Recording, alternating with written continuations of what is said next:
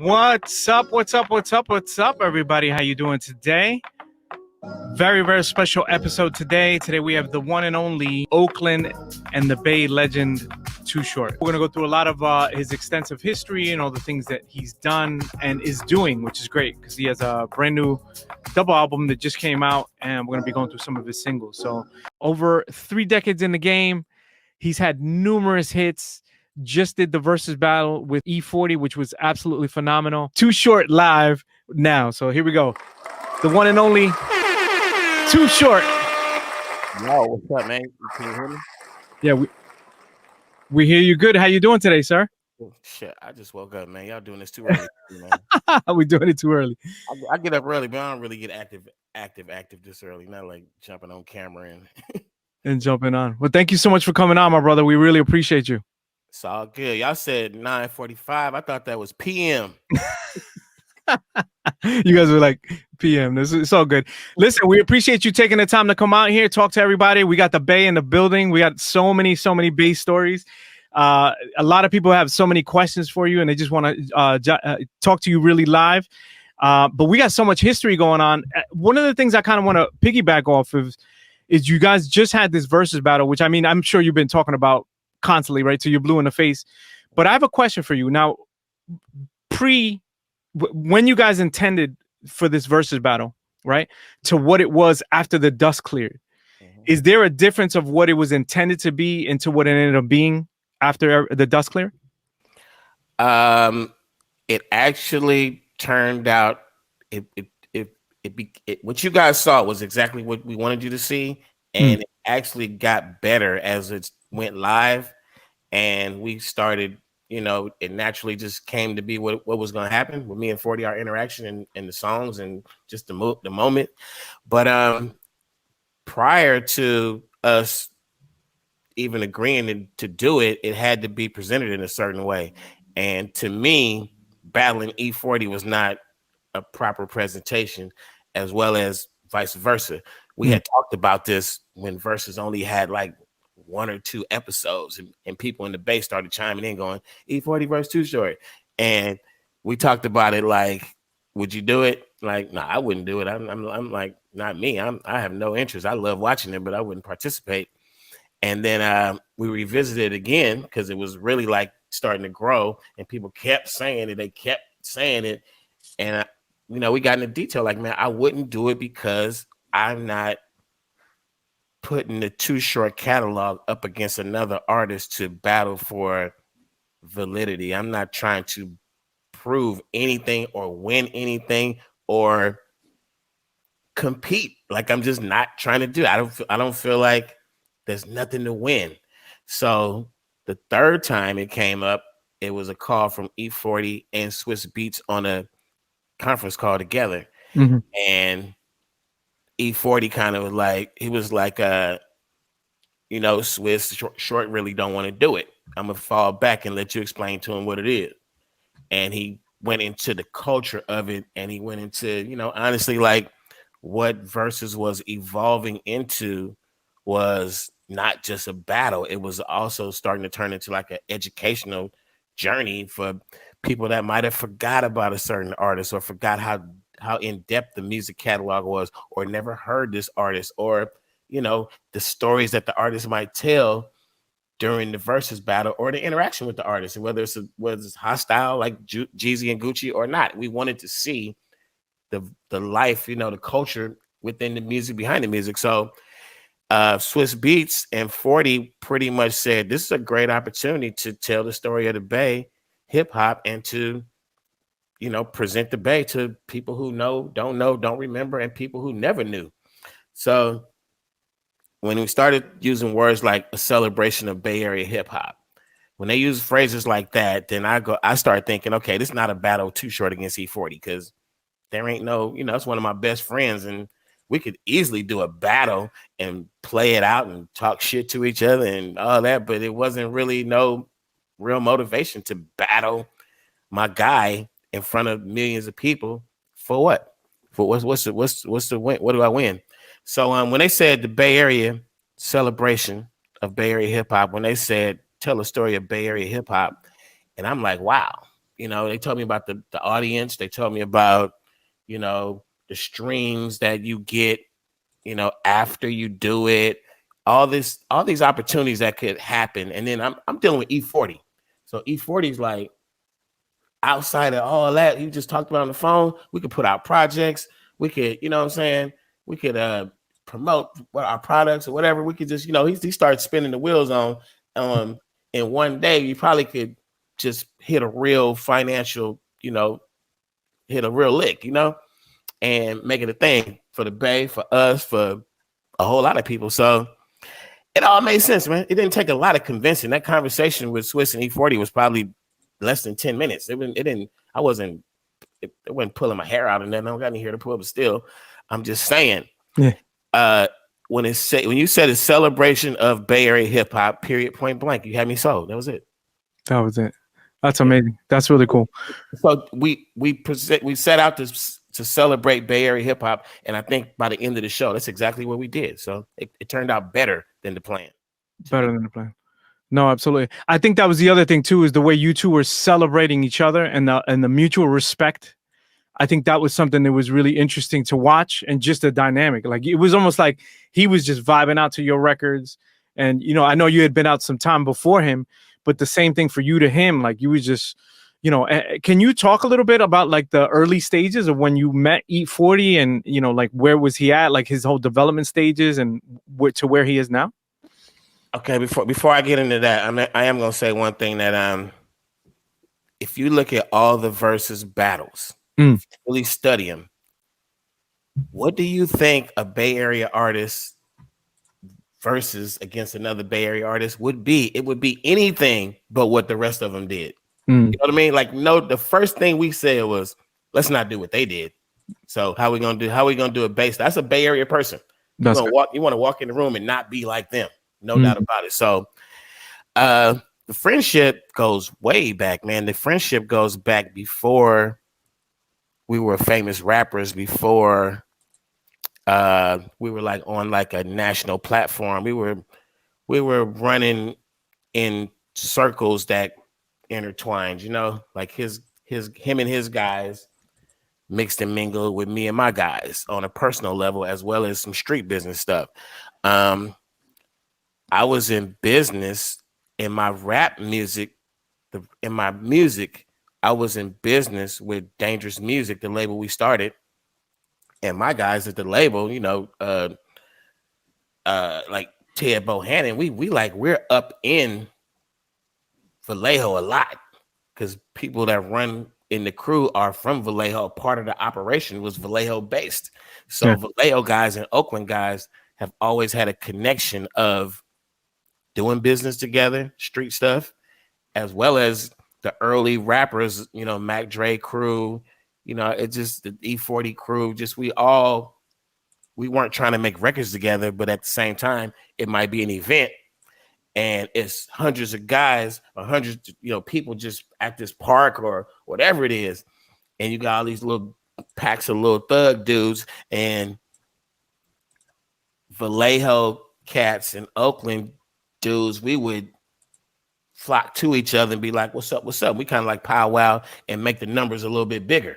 So if it was other cities or other groups or you see our pack of Oakland dudes mobbed up with these Vallejo dudes, and we turned into a super mob. And it was like that a lot. And then even when it wasn't like in that scenario, we would pull up on each other, and I'd be somewhere and 40 be around, and we wasn't talking hip hop. We was just dudes. I knew he rap, he knew I rap. But after a while, you know, it started growing. And then we was them guys who like, I've been knowing you, bro. Like, you know, we just kept being homies. And, you know, it's a whole story to why we started making music together. But once we started making music, we never stopped. We made a song and we just ended up making dozens and dozens of songs. We can't even count how many songs we have together now. I don't think anybody knows. Now, this new project is with E40, or is it two separate projects? It's two separate projects where we dropped them together as a bundle. And I'm on 2 songs on his project, Terms and Conditions. He's on 2 songs on my project, Ain't Gonna Do It. But when you buy them, you get them both. When you stream them both. So it's like we just, that's how we just think, man. It's just business, man. It's just like, um, we didn't plan to do verses and drop projects together same day. All this happened logically, one after another after another. I He came to me or called me and said, I'm dropping an album the day before verses. I was like, me too, you know.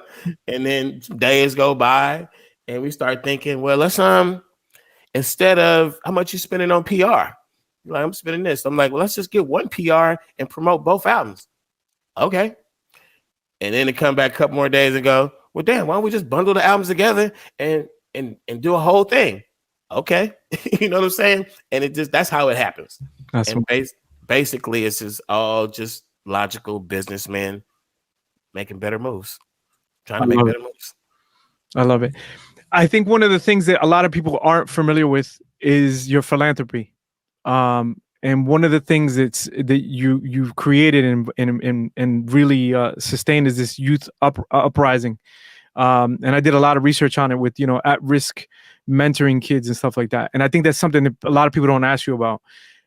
Is this something, could you elaborate on like how the project started to what it is now and what your intention was on how to help kids?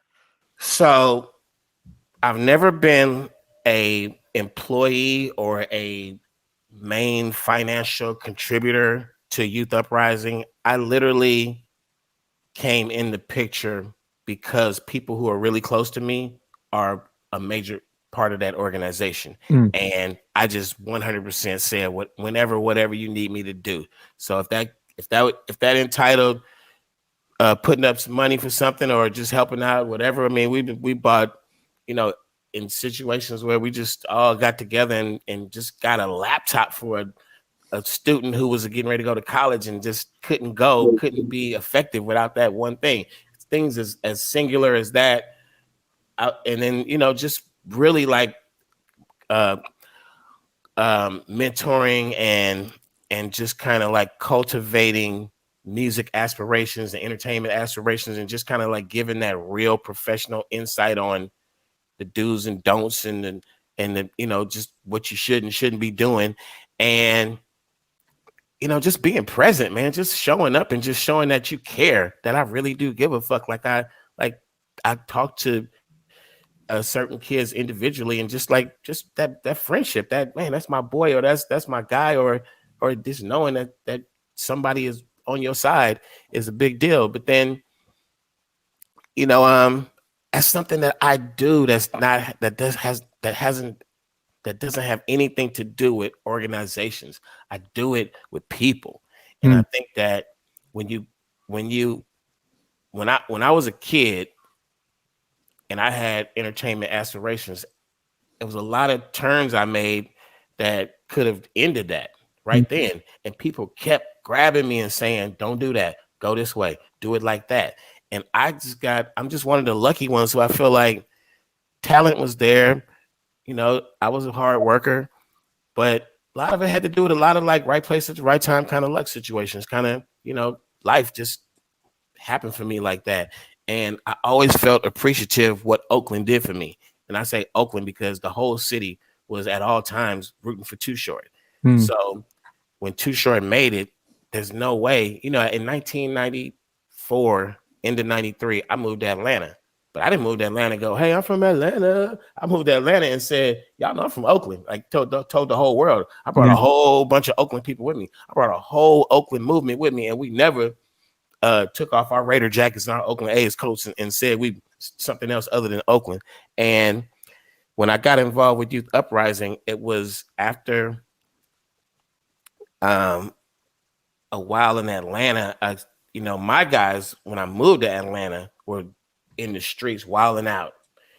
And then I started hearing about friends of mine's burying their kids from violent deaths. And, this resurgence in the streets in the early 2000s, I'm not saying the hyphy movement, but around that time, it was getting wild, really, really, really wild in Oakland. And I felt like I didn't want to come save Oakland. I just wanted to come give some people some opportunities or just just be there. You know what I mean? So that's how I got involved with Youth Uprising. I really wanted. I seen some kids who were about to take that turn, one of those turns. I said I could have made those wrong turns, Yeah. and I just tried at every point in time to like, don't make that turn right there. Don't do that. You're very talented. You play sports. You play music. You rap. You sing. Don't do that. You know. So that's I felt like a, inside the organization or just in the streets, just to be that kind of person. One moment, somebody just said, "Hey, Too Short, you know what? You know, I rap, I sing." And I'm like, I don't know this little kid, but I'm about to have a 5-minute conversation with this dude because just to do what was done for me. And I'm still there right now. I'm about to be 55 years old, and I still have a connection to the youth in Oakland. And every time I'm in a situation where some young cat can get in my ear and just run it down to me, I'm all ears. I'm like, chop it up. What's up? You know what I mean? I'm not like, yeah, I'm too big to talk to you. You have to go through the protocol and get my people to set up. I'm not that guy. You can chop it up with me in the grocery store parking lot by myself. No bodyguards to push you back, and you're like, "Hey, Short, I'll sit there and chop it up with you." Like, man, you know my auntie, you know we have a little moment. So that's how I get down into town. That's amazing. That's amazing. So what a lot of people don't know, or they do know, is that your early days, you grew up in LA up until you were 14. Mm-hmm. And then you're very detailed on how you talk about the difference between LA and then moving to Oakland. Mm-hmm. And then how Oakland kind of made you, because 14 years old, you're very influenced, starting to be a young adult, right? And how you moved, even how you would, you knew certain routes to get around with your bike, right? The routes where you could get without there being trouble. Could you share with the audience a little bit about that, because there's people from all over the world? Yeah, I moved to Oakland in 1980. I was getting ready to go to high school, and a lot of people in Oakland relate with me growing up there from birth, because even when I was in high school, I looked like I was like a fifth grader. Like I did not look 14 years old. I probably looked like I was 9. And LA at the time, the LA we all picture is blood, crib, throw your rag up, do a drive-by shooting. It wasn't really going all the way down like that. It was the baby stages of that, to where it was a lot of gangs. It was a lot of red rags and blue rags and, low riders and stuff like that. And it was a lot of choosing sides, pick a side, because you live on this block is a gang, but a few blocks over is another gang, and across the main street is another gang, and all y'all might go to the same school. Your grandmother might live over there. Like, it's so many politics that are involved in who you gravitate towards as your closest friends in LA, and it's very territorial. So as a kid, that part about riding down certain blocks was serious shit. Like, the blocks are long, and the wrong block, you don't get halfway through it, and you're not gonna make it to the other side. And they don't care how old you are. They just run it, homie. Like you in the wrong spot. This is a bad day for you. So coming to Oakland, and seeing a different heartbeat of a city that wasn't Crips and Bloods, but was just as colorful and just as, alive and had its own personality. And I really feel like there could be no Too Short if I didn't show up to Oakland with these eyes of an outsider who just fell in love with a place. You probably could get the same sentiment from a writer, an author who goes to a certain place and writes these great bodies of work because they're inspired by where they're at. And that's what Oakland did to me. Like, Oakland does to me. Like, it's not even a past tense. It literally gave me something that I never really had before that. And that was like what a muse, like, it just gave me endless inspiration to make rap music, which was a brand new thing. I started rapping when rap was a brand new thing. I didn't start rapping later in life after rap had all this huge commercial success. I started rapping when I first heard rap. So here I am in this brand new genre of music that wasn't even considered a genre back then. Rap was in 1980. Hip hop was the equivalent of the latest dance. It was something that the kids were going to dance, and the dance was going to change, like a Soul Train dance, like something you saw on Soul Train Saturday morning. It was going to be a new hot dance in a few more months. And that's how rap was perceived. It was like, oh, that's the thing the kids do, the hippity hop, you know? And it never got any respect as a genre of music, a new upcoming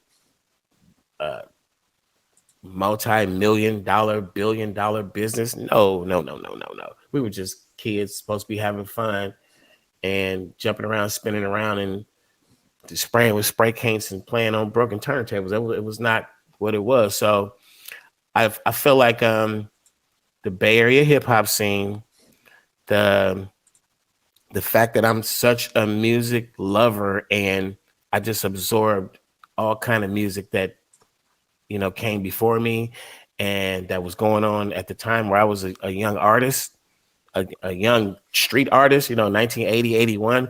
And I mean, literally me, Freddie B, I could, you know, name you some early day dudes that was around back then that they didn't really make it, but they used to be around on the bus and at the parties. It was people like throwing some little young rhymes back in the day. But I mean, what me and Freddie B did, Freddie B is my rap partner that I had like 1981, 2, 3, 4. And we literally jump started the Bay Area hip hop scene, literally point blank. Like Freddie B, I give him all credit for being the one who said, let's go out into the streets and sell these homemade tapes we're making. And I don't think I would have ever came up with that idea. I was probably 2 years removed from LA and brand new in the city. I couldn't think of, and let's just go up to a bunch of strangers and sell drugs and tell them to buy our rap tapes. Now that was all Freddie B. And you know, that was his world. We used to walk up to complete strangers at first, and like Freddie B had been through the juvenile system of you know, juvenile hall and going to camp and getting in trouble and stuff.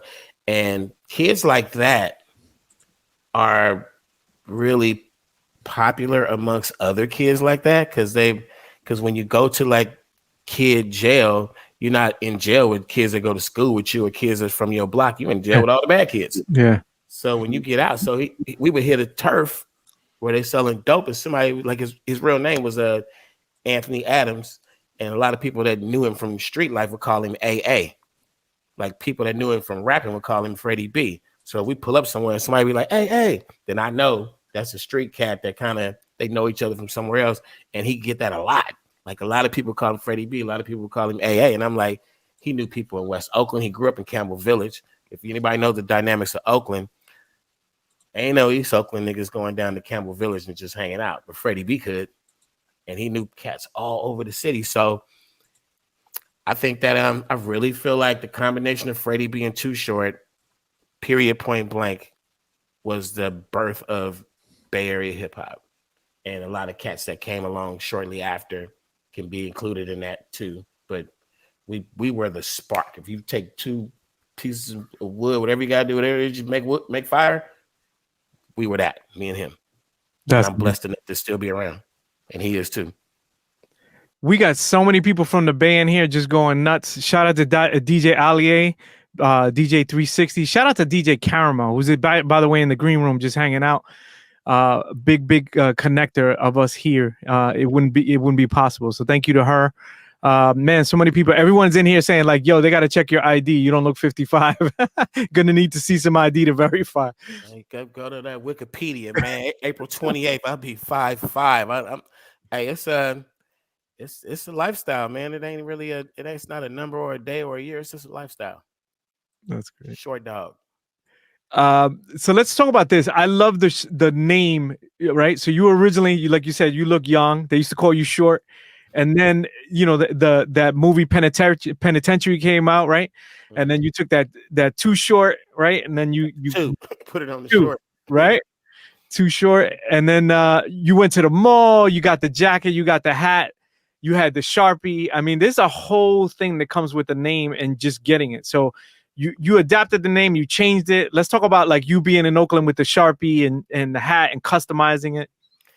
When I leave home every day, I'm in high school every day. I have to have a boombox, and I have to have brand new D batteries, 8D batteries. That's a part of the hustle. And I have to have a Sharpie.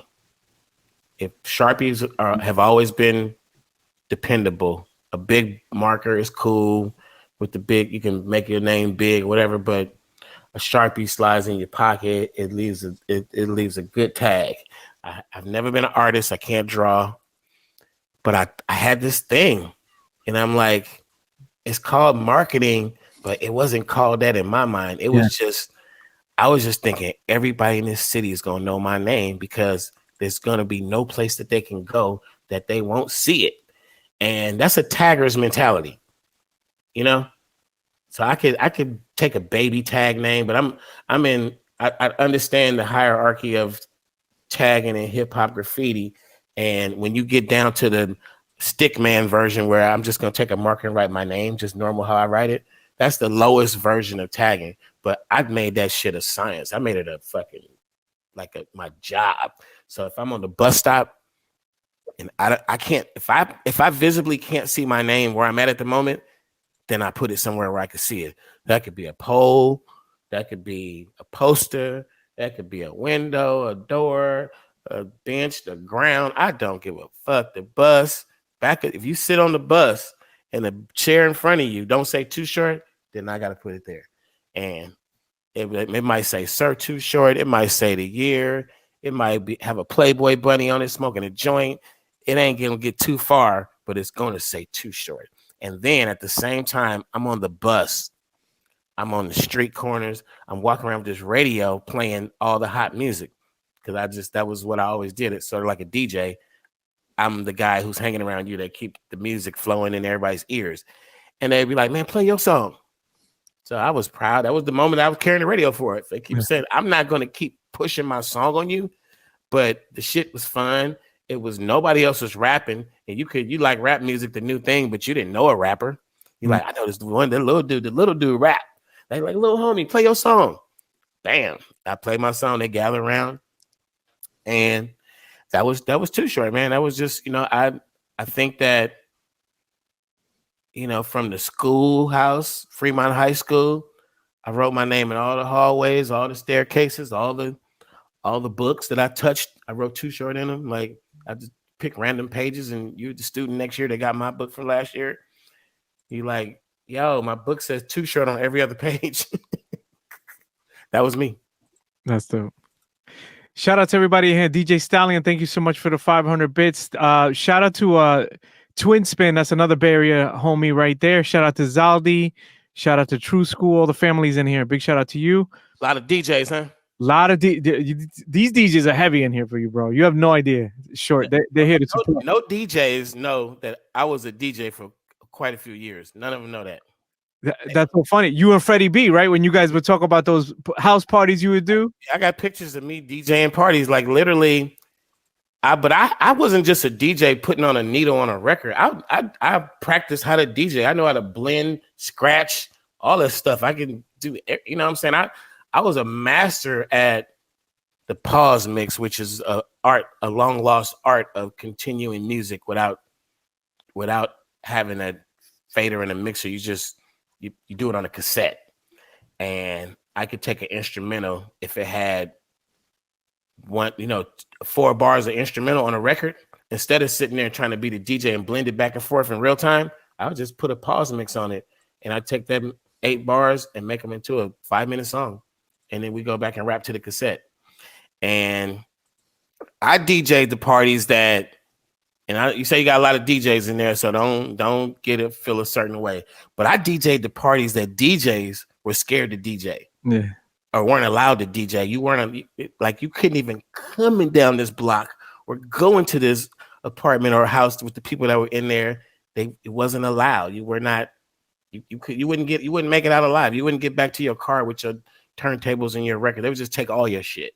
So I was that DJ. Like, they called me like, hey man, you know, something, maybe like some slick motherfucker. I remember one night, my one of my favorite DJ stories is one night a fight broke out at the party we were DJing, and then the fight was over and the fucking speakers were gone. They stole speakers. I remember that one. Like, what the fuck did this go, man? So that it was those parties. Wow, those are the crazy parties. He turns around, all of a sudden the speakers are gone. Can't tell. What'd you do for the rest of it? That was it. Party was over. I mean, in a party like that, if it's still going, if it's early, you literally tap into everybody that's there. Who got speakers? I'm at my mama's house. Like, bring speakers back, and somebody go get a pair of speakers and sit there and watch you till the party's over. Like, get my damn speakers back. That's too funny. Shout out to all the DJs in the chat. Let me see the fives in the chat. So we could show Too Short some respect here. Really quickly. So now you grew up in so here you are, right? You grew up with like Funkadelic, Parliament Funk, Funkadelic, Bootsy Collins, right? And you talk about carrying your boombox and then hearing the message. Mm-hmm. You talked about like hearing rap and hearing all these influences, but when you said you heard the message, you said it spoke to you. Can you explain that to the audience? So I'm walking down the street. I'm listening to the radio, and I got my boombox. Just people always picture when you got the boombox that you're disturbing the whole neighborhood, whatever. But I think like you play your boombox loud at favorite song moments or crowd moments, but a lot of times you're trying to save them 8D batteries and not wear them the fuck out. Yeah. By yourself, you're not gonna sit there and be the guy walking down the street like Radio Raheem in the movie. Yeah. So I'm just walking down the street with my radio.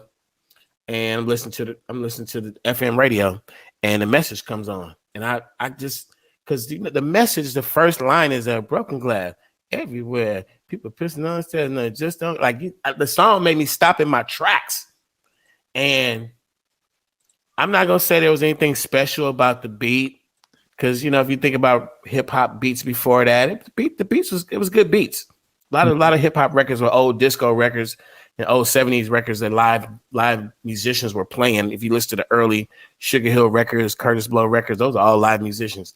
And they're mostly like vibing off some old disco record or something.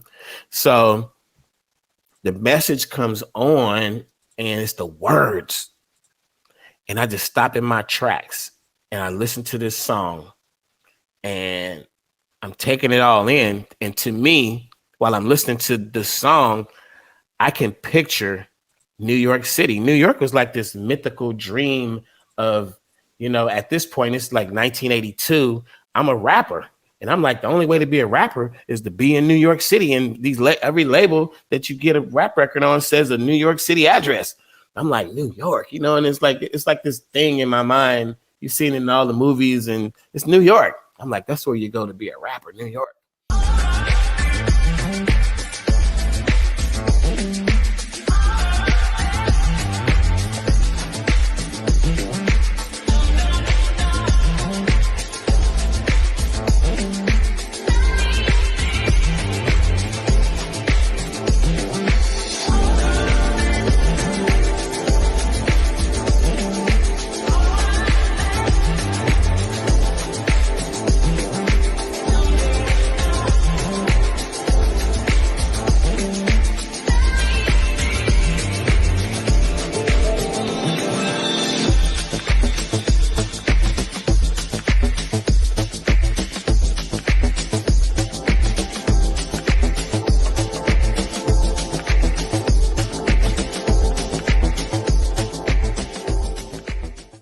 DJs, what's up? We did not forget about you. If you're looking to step up your game and you want to learn intros, outros, clean edits, mashups, maybe even you want to do mixes with vocal drops, we got you covered. We got a DJ mentorship program. If you're looking to elevate your game and you want a painless process, make sure you hit us up at tweakmusictips.com/training. If you want to save hours of learning, please make sure you hit us up, and we're looking forward to hearing from you. So you heard the words and how it was describing it? Yeah, I just took the message after that one listen, just one time listening to it, and I said, I'm going to start rapping about Oakland. And I never looked back. I really would like get some beats, make some beats, listening to beats, and the subject would be something that I saw or heard in Oakland. The words would be words that I saw or I heard in Oakland, or the stories would be the stories I heard around the town, or the shit that I saw with my own eyes. A lot of Too Short, and I've never fucking bit my tongue about this. A lot of what you got of Too Short, I'm not the character Too Short. Too Short's like this fucking avatar that I'm using, but literally to me, Too Short is that's the nigga that every Oakland nigga would wish a part of him was just Too Short. You know what I mean? Like, who's the guy like that? Just the ultimate player of, he could go from being a playboy to a pimp to a hustler, and a nigga walk in the room, he does nothing wrong, and everything is just the flyest shit. He says the flyest shit. All the women want him. He's the guy. So I always felt like that Too Short wasn't me. Too Short was Oakland. And I'm portraying this superhero, coolest motherfucker. I'm taking all the elements of all these characters and people that I'm seeing in Oakland, and I'm throwing them all into this Too Short. And I mean, literally, my homies knew what I was doing. They'd come to me and be like, "Man, you should do a song about such and such." And I'm like, "That's a good ass idea." Or they say, "You should say such and such." And I'll be in the studio with some of the homies. They like, bro. Like I remember my homie P was like, "Man, you should do a song about a little kid that sold cigarettes, and then he started selling dope, and then he tell me his whole childhood life story, and I made it the shit like 2 verses or something in the song, and I'm like, little kid, 10 years old, blah, blah, selling cigarettes. Well, it's like it's a Too Short song, and he literally was in the studio standing next to me, telling me his story about how he turned into little gangster, little dude, and I'm giving it to you with a more of a reporter's angle of telling you what the conditions were and how this little kid ended up being this gangster, and I remember that it's like a little kid in the 5th grade selling cigarettes. I don't even know what song it is, but it was something that really happened in the studio, and I made a lot of songs like that. A lot of the sexual part of Too Short is us sitting around with the homies laughing, talking shit, and then somebody just say something spectacular, and I'm like, that's going in the song tomorrow. And that's Oakland, man. It just you gonna get all them slick ass words E40 be saying. I mean, a lot of the words E40 be saying, he'll tell you, I made up these, but all these I got from other people. You know what I'm saying? It's Bay Area stuff. So over through the film, over in Hunters Point, over in Vallejo, up through Richmond, everybody's trying to come up with that. I don't talk like you talk, or we use different words than y'all use, and it's just some words just come to the surface and move all around, and we all share them. But you could be around us back in the day. We had a dialogue. I listened to old Too Short records. It was like another language, and kids talk like that right now. Bunch of words that you don't know what the hell they mean. That's crazy. So Fremont High keeps coming up in the chat. Big shout out to Fremont High. One of the things, best school in Oakland. Best school in Oakland.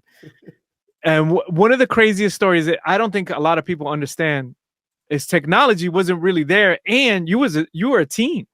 Mm-hmm. So you talk about 1981, how you got your mother to buy you some a mixer, a voice effect machine, and a microphone at Radio Shack. Mm-hmm. And how you became this, you just learn how to mix and just set up your records and make your own tapes.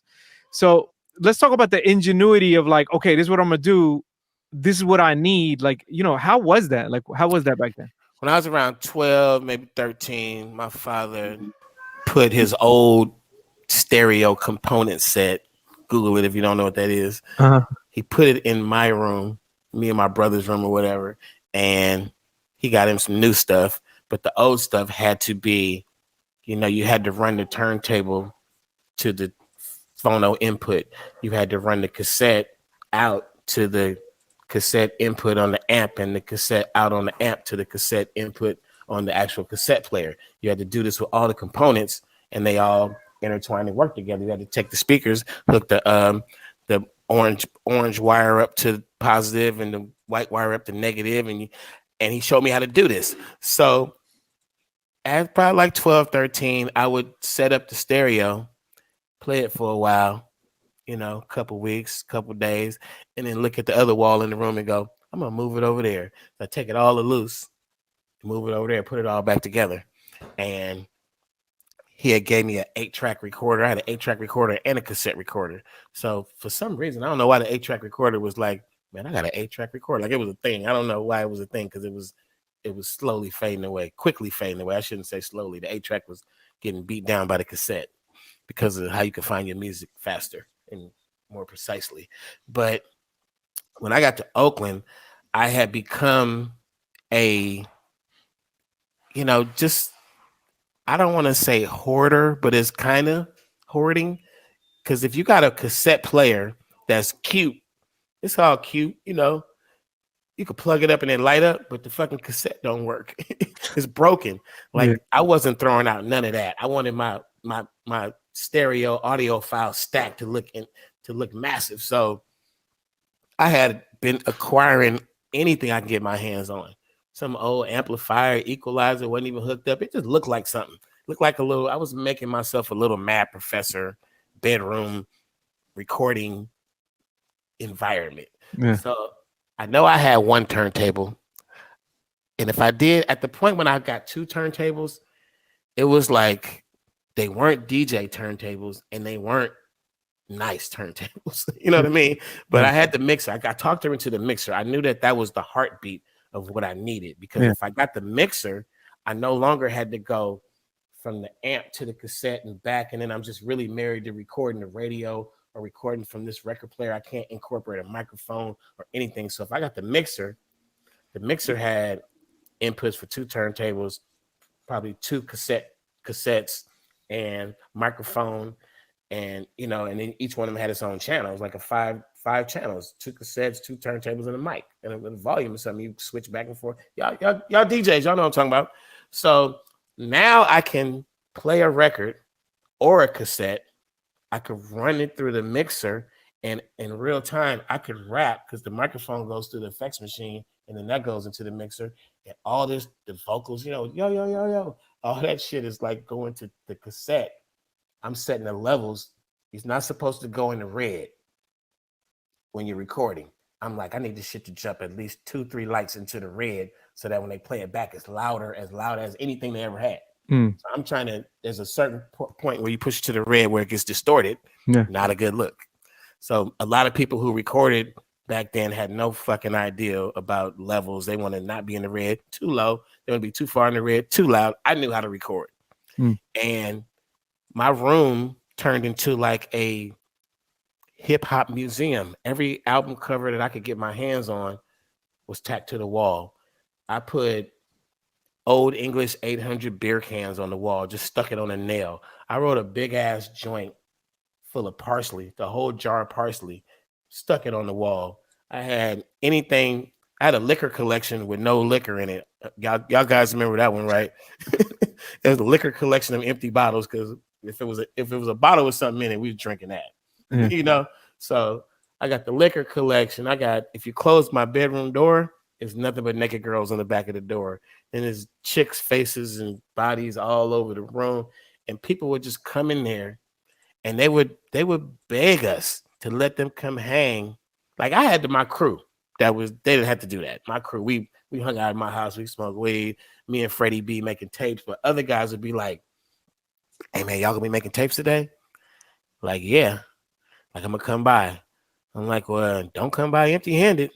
And like some people would come by and watch us make a tape and they would buy it. Other people was like little homies that, the homie, bro, you don't bring nothing to the table. So if you come by while me and Freddie B making tapes, I'll let you in if you got something to drink, something to smoke, something. You can't just show up. So I remember days hanging out the window, and like they could hear the music. I can't, they hear us in there doing it. Hey man, I'm gonna open the door. I'm like, what you got? I got a joint. All right. What you got? I got nothing. Nah, man, you got to come back. Like that's just how it was. It was a small room. If it's like 5 of us in there, it started getting crowded. So it's like we in there, room smoked out, we recording, and it had to be a vibe, man. So that was I look back at that and I'm saying, everything we was doing, me and Freddie B DJing those house parties, sitting up in that room making those tapes. We were inventing Bay Area hip hop, period, point blank. There was nobody in a room anywhere else doing that. There was nobody at a house anywhere else doing what we were doing. That was it. And we did a house. If we DJ'd your house party, you got to see us rap. That was a part of it. At midnight, we would turn all the music off. We would make everybody focus on us. And we're like, yeah, Freddie B and Too Short, we're about to do a concert for y'all. We would do a concert for 50 people. And those house parties, those crowds are the reason why I'm so good on stage right now. Because if you wasted their time, they probably would have punched me or something. Or, you know what I'm saying? You're like, bro, the party thrower would have been like, bro, you fucking up my party, man. Like, you know. So we were good at what we did. You had to learn to perform. What I love is the hustle of the tapes. When you guys started something for $5 and you realized you sold it to the hustlers. There was so many great stories. One was then you guys would walk to 2-3 blocks away to sell it to the other hustlers, and then it started going to where you started going to the top dog, and you made a tape about them with their name on it, and then how that started to escalate. So let's talk about those steps and then how it got that big. So Freddie B was supposed to be the guy who. So I'm the only first. It's 1981. I'm the only guy you know that raps. You don't know anybody else. You hear the songs on the radio, the songs at the parties, but there's only one person that you know that can rap. That's me. So I got the market cornered. I'm the guy at school. Little Short knows how to rap. When we go to the neighborhood, Short knows how to rap. Nobody else is in my category. And they come to me at school one day and go, yeah, the homeboy just transferred up here. It's like, like halfway through the school year, kids would change school and come for the new semester. So Freddie B comes halfway through, I think it was my 11th grade year. And no, it was my second time doing 10th grade. I didn't go to 10th grade the first year. When I first got to Fremont High, I took a year off and enjoyed the city and looked around and just had a good time with Oakland. And then I decided to get serious the next year. So I did 10th grade twice on purpose, not anything to do with academics. So that second year, he came up to the school halfway through, and my homeboys was like, yeah, man, you ain't the only one now, man. Freddie B rap better than you. I'm like, you ain't, like, he way better than you. So we set up this battle at lunchtime. And it was like the school came out like it was about to be a fight. Like they wanted to see the two rappers go at it. And I hear so many rappers who ended up being rap partners tell the same exact story, that they pitted them against each other and then they end up being best friends. So we rap, we go back and forth a couple times. Everybody's oohing and ahhing and stuff. And they all start arguing because I feel like some people had a bet, money bets, and they all turned into the argument about who won and my homeboy the best. And me and Freddie B start talking. He said, man, you should come by my house, man. I got some stuff. I record and stuff, I'm like, cool. Because I knew I had the setup at my house. And I go over his spot and he got this, I think the name brand used to be Sound Design or something cheap that you bought somewhere. And he could plug a microphone into it, but his microphone was a little tiny mic. And your voice come out a little fuzzy. And if you plug his mic in, you only got two choices because it's all one component. It's the turntable, the cassette, the radio. It's all, and you could pick it all up as one thing. And you plug in the mic, and it gives you left, right. So when you plug it in the left, the mic records on the left and the vocals on the right. And you could either some kind of way figure out how to get back mono, and everything's in there. But normally he was just recording, play it back, and speak voice over here, the music over there. I was like, man, you should come to my house. Because I had the mixer and I had the microphone in the face. When we recorded, the first time we recorded, he said, man, we should sell this. And I'm like, what? Sell it? He's like, yeah. I'm like, all right, whatever. And that's when we walked up to the first drug dealers, and they knew him, and somebody ended up buying one. And the other dudes was like, man, I want one too. So the next day we came back, we went to Radio Shack. We sitting there like frugal in a motherfucker. We trying to figure out how can we do this cheapest way possible and make the most money. And we looked around. Could you fix your mic? Oh yeah, we looked around to figure out what would be the cheapest way to do this. Because now we got people saying, "I want to buy some," and we found Radio Shack sold 30-minute cassettes, which probably were intended for like interviews or something. They weren't intended for music. And these were the cheapest damn tapes you could find. Period. Point blank. I don't think it was nothing out there that was cheaper than the Radio Shack cassette tapes. And you get 30-minute cassettes, 15 minutes on each side for $1.99. We was in business. Like it was just like, where else would we do it? We don't need a 60-minute cassette where the 3-pack costs $9.99 Memorex or TDK or something. We don't need that with the high quality. We just need this right here. And I think it was a beautiful thing, man, because those cheap cassettes would last you for a little while and then they would break. And when they break, you're like, bro, I need another one, bro. My tape broke. You know, if you know how to fix it, you can fix whatever. But so the hustle was $2 and something precisely like 12 cents. $2.12 is going to make you $15. That was the formula. So we go in there. We got $10. We're going to buy 5 3-packs. We got 15 cassettes. We're going to sell them for roughly $5 a piece. That was the grind for the day. Let's go. And that was the hustle, man. I love it when they say Too Short came up selling tapes out the trunk. We didn't have a car, man. We was on the bus, and we didn't even have a fancy backpack or nothing. These tapes were sold probably in a paper bag that they came in. And literally, I remember walking around with the paper bag. It was like a bag of dope to me. Like, I'm like, this is our drugs. We're selling drugs to drug dealers, you know? And it just was so popular, man. We couldn't make those tapes fast enough. We could not supply the demand. We could not. So at all times we had pre-orders. At all times. It was so funny because people would be like, yeah, I want that. We would put a little one-liner on every cassette. So it's like the tape would be called Breaking a Bitch in Two.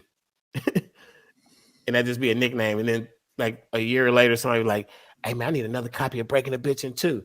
And we're like, okay. We had no idea what the fuck that was. Like we had no formula. Our formula for counting bars and structuring songs was you write a rap, I write a rap. When you finish, let me know. You know what I mean? So you get each cassette was a 15-minute version of some kind of pause mix that I was doing. You might flip it over. It might be the same beat. You might flip it over. It might be a different beat. So just imagine this. This is a funky beat. And it's for 15 minutes. We're going back and forth. He might rap for 3 minutes. Then I rap for 90 seconds.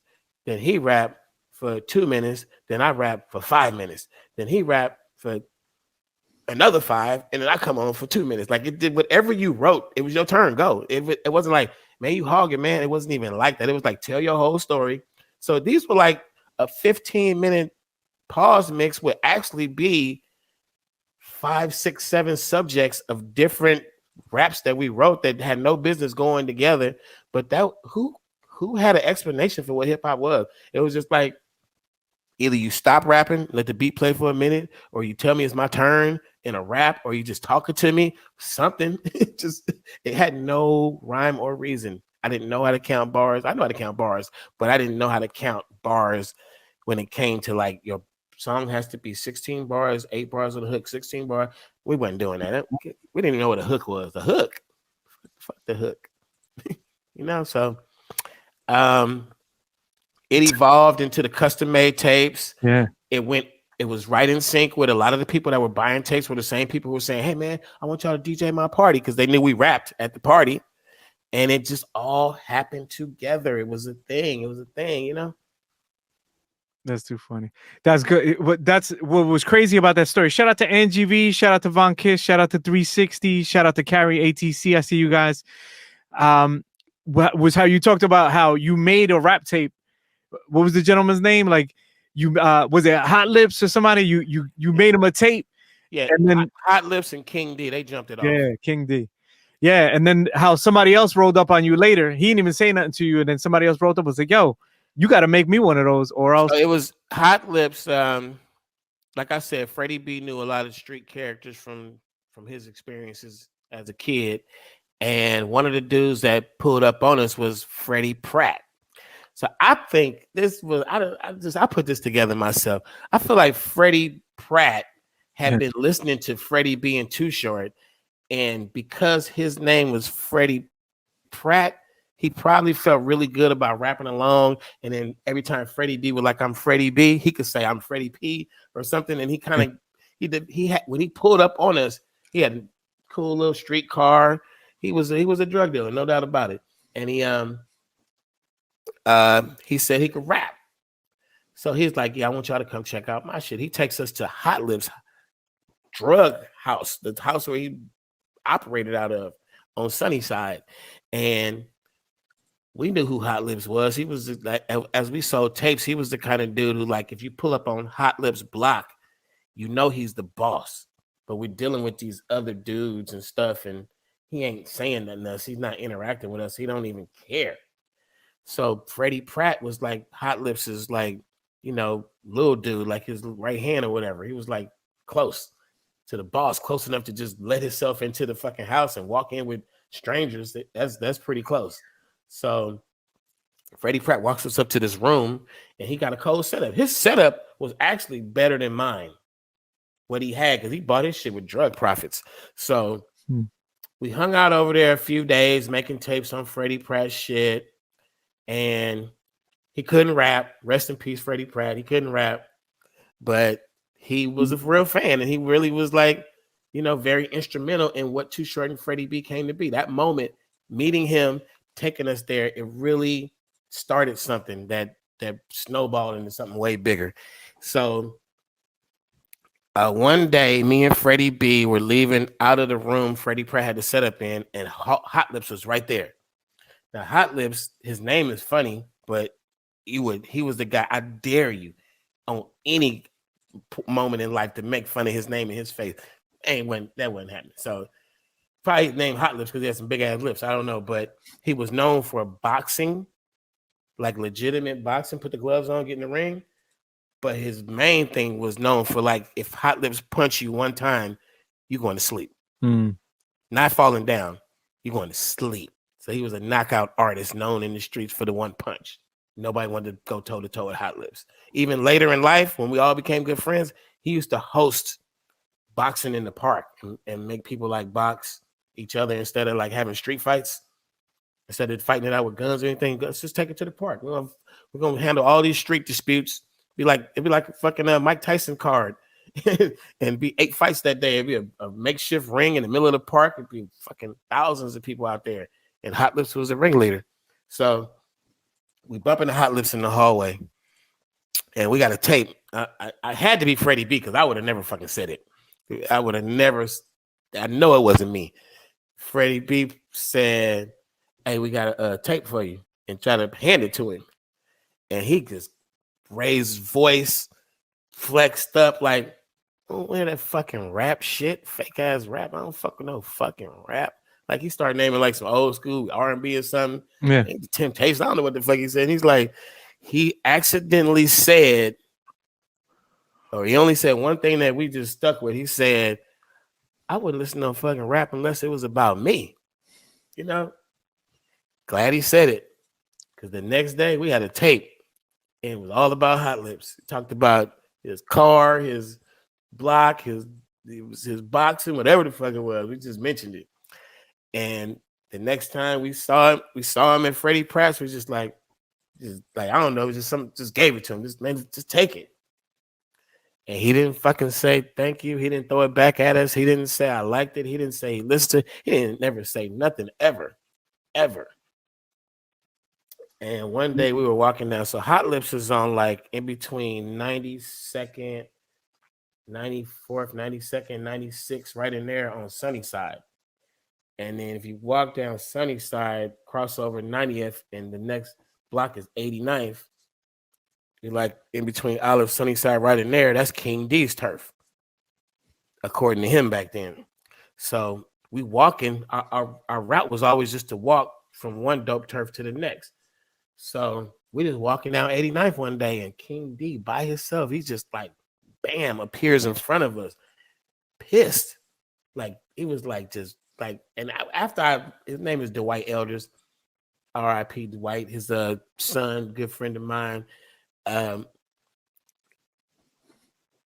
after I got to know him, I learned that he just talks loud like that, and even when he's showing you love, it's very menacing. And his brother Isaac, rest in peace too. But that was my homies after a while. But on this day, he pulled up on us and he was like, "Hey man, that tape y'all gave Hot Lips. If you niggas don't get me one of them, my name is King D. This my turf." He like, he was giving us this would be. He like, if I don't get mine, niggas don't been. I mean, I never seen niggas around here. Like it was like, nigga, y'all getting. I'm fucking niggas up if I don't get one. That was his approach. He's the only person that ever really threatened us into a tape too. It wasn't like that type of party, but there was a level of fear involved in making a wrong political move and making this guy not like us. Because you do a little bit of research and they go, King D is uncontrollable. He's like, there's nobody out here that could stop him from what he just threatened you with. He is not stoppable. If he comes at you, I'm not saving you. You know what I'm saying? Like, there's nobody we know that could stop. We like immediately made this dude a tape and immediately seeked him out to give it to him. And he immediately embraced us like, y'all cool, man. Y'all cool. So that was a little political move that was very, it was a smart move to make. Now, so they got you after that. It was like $25 a tape, right? Then you started doing it for all the top dogs. King D, when we gave him his tape, he gave us a $20 bill. So we had never sold a tape for more than $5, and he gave us a 20. So we standing there, me and Freddie B, like, Freddie B's a smart dude, and we like, man, let's start making these we call it the special request for anybody want to give $20. So now we got a new pitch. We're like, yeah, we got this bag full of tapes, but if you want to customize one, I got I keep the little pencil with a little tiny little pad. I'm like, what's your name? What you want in it? I your boys and your block, and you got the brown Cadillac, okay? We're taking notes, and okay, it's gonna be $20, man. We have it for you in 2 days. That type of stuff. And I remember quite a few times being summoned, like literally, like, hey man, are y'all too short, Freddie B? Yeah, what's up? Get in the car. Get in the car. What you mean? Yeah, man. So and so want you. Like, all right. It's like, it's not a get in the car. Like, no, fuck you, man. No. Get in the car. We get in the car. We pull up to some hood and then some real colorful street character. Like, I want one of them tapes like you made King D, bro. All right, what you want on yours? Taking notes. And it just, I remember my homie Yogi. Yogi was very respected in the streets. And he was like, come on, y'all, let's take a ride. We could, hang out with Yogi. That was a big deal. He didn't go to school with me, but his workers went to school with me. The guys that worked for him. And he just liked Freddie B and me. And he's like, I don't know, Yogi was a good dude. R.I.P. to Yogi too. He got killed after a while. Yogi took us on a tour of the city one day, and he kept pulling up to neighborhoods that we hadn't been to yet. And he was like, hey man, this Too Short, this Freddie B. They're gonna be coming around here selling tapes. Anybody fuck with them, gonna have to answer to me. When they come around, showing love, the music good, blah blah blah. Anybody want to buy one right now? Like he really sponsored us and took us to a whole bunch of hoods, and just was like, don't let me hear about nobody messing with these dudes. So I never had to call anybody and say, man, I got problems out here. Like it was just a embracing love from the start because of the words we were using, the names we were using, the beats. It was like, that's our guy. Like we was instantly like, like the actual dog for the Georgia Bulldogs. We was the mascot of the city instantly. So it just, man, from the parties to the tape selling paper route to becoming really good friends with the kingpins who ran the city. like all this just fast tracked me into being the legendary Too Short. It wasn't per se what I did. It was just that right moment, right time. It was that battle with Freddie B. It was that meeting of Freddie Pratt. It was all these things turned the corner and better things happened because those things happened. And I just lived that kind of life, man, where I wasn't scared to, man, jump in the car, man. Jump in the car. You got to go meet a kingpin. Let's go, bro. I could have turned around and ran and life would have been different. That's crazy. These are great stories. So let's fast forward a little bit because this is where it really, like you guys are grinding it out. So Freddie B gets incarcerated, right? This is 5 years later. You link up with this guy Lionel B, right? You met on a bus, and he was having this big concert. UTFO was the headliner. So let's talk about that and how that kind of got you your first record deal, because that was crazy too. You didn't even have a record deal. You get to be open and act. Let's talk about that. We used to ride around the bus because I was an honorary member of the AC mob. They rode the AC Transit, and they would, hang out at the bus stops or at the end of the bus line, or they'd all coordinate getting on this one bus at a certain time, and they would just take over, and it'd be full of smoke, and it'd be a dude like me on there with the radio, and it'd be a party. And I was an honorary member because I was, I used to hang out with this little dude named Sir Mac. And it was a few of us little dudes, and the big dudes liked us because we was little dudes in the streets. And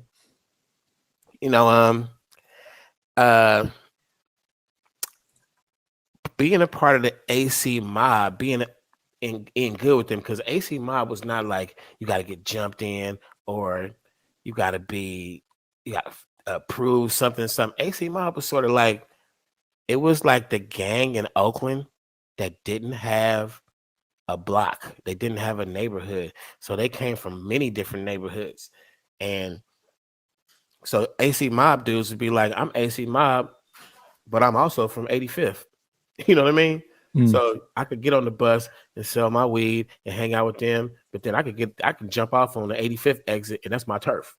You know what I'm saying? So AC mob was like a collective of people who like-minded was harassing the transit line. I mean, literally, it went from people who had nowhere to go home that might ride the East 14th bus all night, sleep back and forth, to people who came from nice homes that just wanted to get out and party on the bus. And it was a whole variety. So being affiliated with AC Mob also came with it doesn't seem like something you'd be bragging on, but you had the right, you had the clearance to jump from bus to bus and just kind of cruise around the city. All this stuff is the development of Too Short. So I'm not just hanging on a bus stop in downtown. I'm jumping on the bus that runs through West Oakland, take you all the way to Richmond. I'm jumping on the bus that starts in East Oakland and ends up in Berkeley. I'm jumping on the bus that goes from downtown to San Leandro. We riding the bus line. We like every bus you jump on, you might see a few homies, and you kind of start. You'll see some homies on a bus stop, and you're like, "Oh, let's jump off here." And then now it was three of y'all. It was you by yourself. Now it's three of y'all. Now it's seven of y'all. And then you wait until a bus with seven more pull up. Like, oh, they on this one. Then we jump on. Now we 14 deep. And it was sort of like this inner, like hopping, skipping, and it was a way you could do it for free too. If you had a collection of bus transfers, they used to go by the letter. So it's only 26 letters. So you hit somebody and say, hey, what's the letter today? They're like B. I'm like, oh, I got hella B. So B, you might have a B, an old B that's good for until 10:30 on a certain bus line. So you got to go through your transfers and be like, I'm good today. Like I used to keep them in a shoebox. If you can find out before you leave home what the day is, or you got to go back home and get them, like, oh, it's G day. I go get all my G's. And I'm like, I can move around the city this way. So you move around based on your transfers. You might bump into somebody that'll give you a transfer. You might see a regular person be like, you finna use that transfer? And they're like, no, give me that transfer. It's just, they were good forever. The bus system learned and changed eventually, but we pimped that shit for a while. So meeting Lionel B was one of those just random bus rides. I just happened to be on that bus. I can still remember what bus it was. I was on the 57 MacArthur bus. and we was going away from East Oakland, going towards towards the Berkeley way, down towards North Oakland, kind of that way. And he just went in. He was like, "Hey, you too short?" I probably had the hat on or something. He's like, "You too short?" I'm like, "Yeah." So he was a fan from the street tapes. Because even if I didn't know you and I didn't sell you tapes, you could steal your cousin's tape. You could copy it on a cassette duplicator. You could find it somewhere. You know what I'm saying? Like they were everywhere. Yeah. And most people had shitty duplicates. The originals weren't, they're like elusive. Like I think if you had original Too Short tape from back then, it might be worth some money, man. Like you might want to get at me or something and holler at me and say, man, I have some originals, like literally. So Lionel B he's like, yeah, man, you know, I work for Bill Graham. I'm like, I didn't know who the fuck Bill Graham was. I'm like, oh, okay, Bill Graham. You're like, yeah, we doing a concert, we do this and that. He's like, I would put you on some shows. So Lionel B taps into me, which was, I mean, that's the best bus ride ever. I mean, from the journey he put me on was like to the fast track. Like he wasn't the kind of guy that could make your career, but in that sense, he get you on a Bill Graham show. Yes, he was the kind of guy who could make your career. I'm saying he couldn't sign you to a record deal and blow you up marketing, but he plugged me into the system. His company was called Bay Area Productions, and they were like the company that did the urban events, black events for Bill Graham. Yeah. And he put me on that show, man. He put me on that show. The show was sold out. It was 1985. The headline was UTFO. The hit record was Roxanne, Roxanne. It was the hottest record on the radio, hottest record in the city. You know, the video, all that stuff. And I got on the show. It was at the Oakland Auditorium, which I don't know at the name if it was called the Henry J. Kaiser or if it was still Oakland Auditorium, but it probably was Henry J. And I'm saying maybe roughly 5,000 people. You can check those numbers. I don't know. But I had only did high school dances, house parties, crowds just standing around on the corner. I wasn't scared of crowds, but I had never been in front of thousands of people ever. And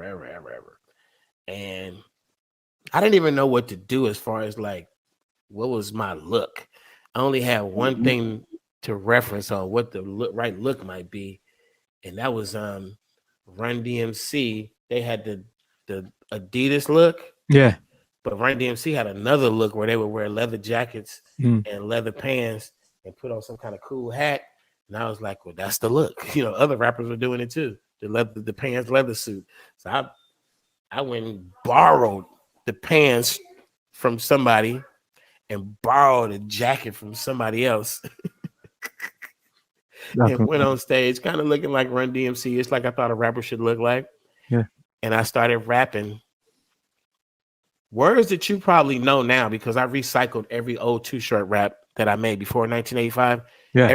Every word I ever said on those homemade tapes ended up on a Too Short song later in life. I recycled everything. So if you feel like you missed out on the years when I was doing the tapes, you didn't. You heard the best of the best came through in all the albums I made.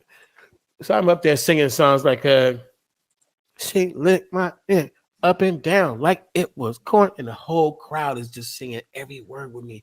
And I'm like, somebody say bit, and it's like everybody. It was a moment. It was a moment for them. It was a moment for me. But the best thing that happened that night was everybody backstage took notice. And I get off stage, and they literally, I'm standing right here, just this little kid. I probably look like I'm 12 years old, and they keep singing, "Who are you?" You know? Like what? Like man, who are you? And where did you? How do they know you? Who are you? I'm like, man, Too Short, man. I don't even know what to tell you. I don't even know how everybody knows the words. How can I answer this question? Yeah. I don't know. I don't really know. I don't have a record out. How could you not have a record out? Everybody in the crowd know the words of your song. That was the question. That's dope. And that led into your you getting the 75 Girls records, right? So Jerry Hodges, which is Dean Hodges' little brother, Dean owned 75 Girls. Jerry was my homie. We was floating around. I really feel like Jerry might have even been at that show with us that night. He was close. We were homies. We were hanging out. Jerry was the homie who when he pulled up, his brother was a drug kingpin. So he pulled up, he might be driving one of his brother's cars. He might be in a brand new Cadillac. You know, even the car that his brother bought him was fly. He was always like I didn't know nobody that would have like cocaine. Like Jerry pull up, he got like powder cocaine. He putting it in the weed a little bit, and he got green, sticky green weed. We smoking some brown weed that gets you a good buzz and you high. He pull up with the weed. You could stick your finger on the bud and it's just stuck to your finger, and you gotta tear it up to smoke. We like, Jerry pull up. We like, oh man, here come Jerry. Like when you say don't pull up if you ain't got nothing. Jerry wasn't that guy. When he pulled up, he like, let's kick it, bro. So he used to come around when we made tapes. He was one of the guys who would come hang around when me and Freddie B made tapes. So, and Jerry could rap a little bit. He was from the Acorn Projects in West Oakland. He'd take me to Acorns and, turn me on to some rappers down there. And they be doing like little block parties out in the parking lots and stuff. And he just, I had no access to. Freddie B was from Campbell Village in West Oakland, but Acorns was a whole nother monster. And I had no access to going into the Acorn. Acorns was like, don't go in there if you don't know nobody. So Jerry took me into the Acorns, turned me onto a whole new part of Oakland I didn't know about. And at some point, he was like, you know what? My brother owned a record label. I'm like, yeah, for real? He's like, yeah, we'll take you to meet him. And he tried to get us that meeting a couple times with no success. But I later learned that Dean, he wasn't shining us off or anything. He wasn't just like not fucking with us. He just was the kind of person who he just liked to tell you come back. like you'd be like, meet me in 20 minutes. And then you come in 20 minutes, he's like, I ain't ready yet. Come back in 20. You come back in 20 minutes, he's like, come back in an hour. And I learned later in life that he just was that kind of person. Like, I don't know if you know people like that. They just fuck with you a little bit. And that was his thing. Like, I know we'd be sitting there after I knew him after a while. I know we sitting there, we watching Sanford and Son reruns, smoking weed, and somebody knock on the door, and he go, yeah, come back in an hour. And I'm like, why you telling that? He's like, man, you just gotta just keep everybody off balance, whatever his reasons were. And we eventually got that meeting with Dean, and this was 1985, shortly after the UTFO concert. And he had everything. He had the women, he had the studio time booked, he had the musicians, he had the equipment, the best equipment, like drum machines and keyboards and guitars. And we were going to the best studio. We were recording out of Different Fur in San Francisco, which was top of the line back in the day. We were going graveyard shift, which means you get a cheaper rate if you start at 11 p.m. and stop at 6 a.m. But what was that? That was nothing. Dean literally taught me the game on the music industry. He literally gave me that foundation of how to be an independent recording artist. So that's a great story. DJ Zaldi talks about buying your tapes, Eastmont Mall. Why Uzi Records? Yeah, that was headquarters. That was headquarters right there in the mall. I know one thing. Yeah, let's talk about it. You might have saw me open up for Sir Mix-a-Lot, somebody like that, or Uncle Jam's Army, King T, maybe, Rodney O and Joe Cooley. You could have never seen me open up for MC Hammer. Not the Hammer? I mean, Hammer came along after me. And his trajectory was like that. Like he was doing The Thrill Is Gone, and then he was doing Ring 'Em, and then he was like out of there. He was a pop star. So Hammer was when I was rapping around the streets and rapping and doing the first set of independent records, MC Hammer was a dancer who used to dance with a guy named Ace, and they would be at clubs like Silks and different clubs around Oakland. And every time they would dance, a crowd would gather around them, and they would just be like putting on their version of a concert. They had fans, like they'd be dressed alike, and then the girls, I'm sure they got a lot of girls and a lot of fame back then, but they weren't in the category of rapping and doing what I was doing.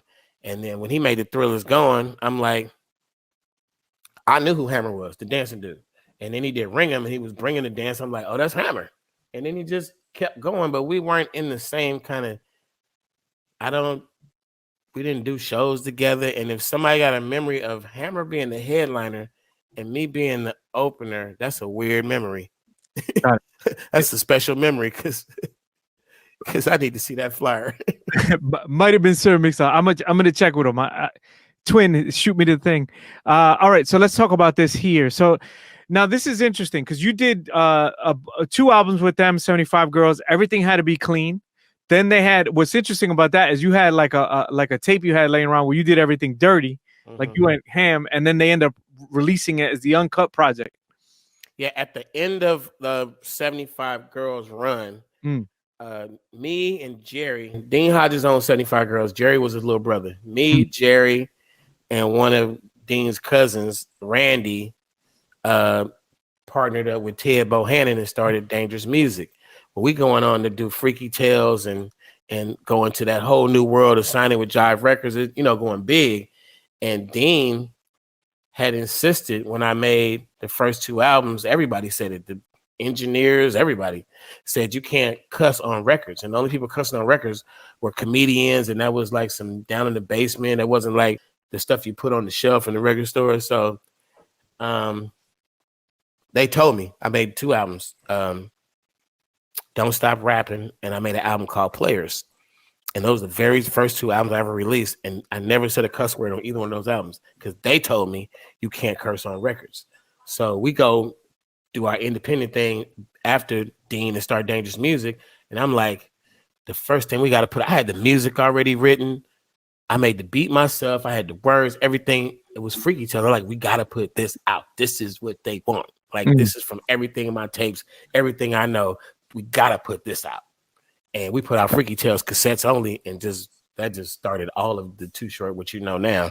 But somewhere along the line, Dean must have found one of my. I used to sit at home and make homemade tapes. That's what I did. The pause mix, the whole shit. And if you go listen to the album Raw, Uncut, and X-Rated, it wasn't even a tape that I would have necessarily put out in the streets. What it was me in my fantasy mind making a pretend album.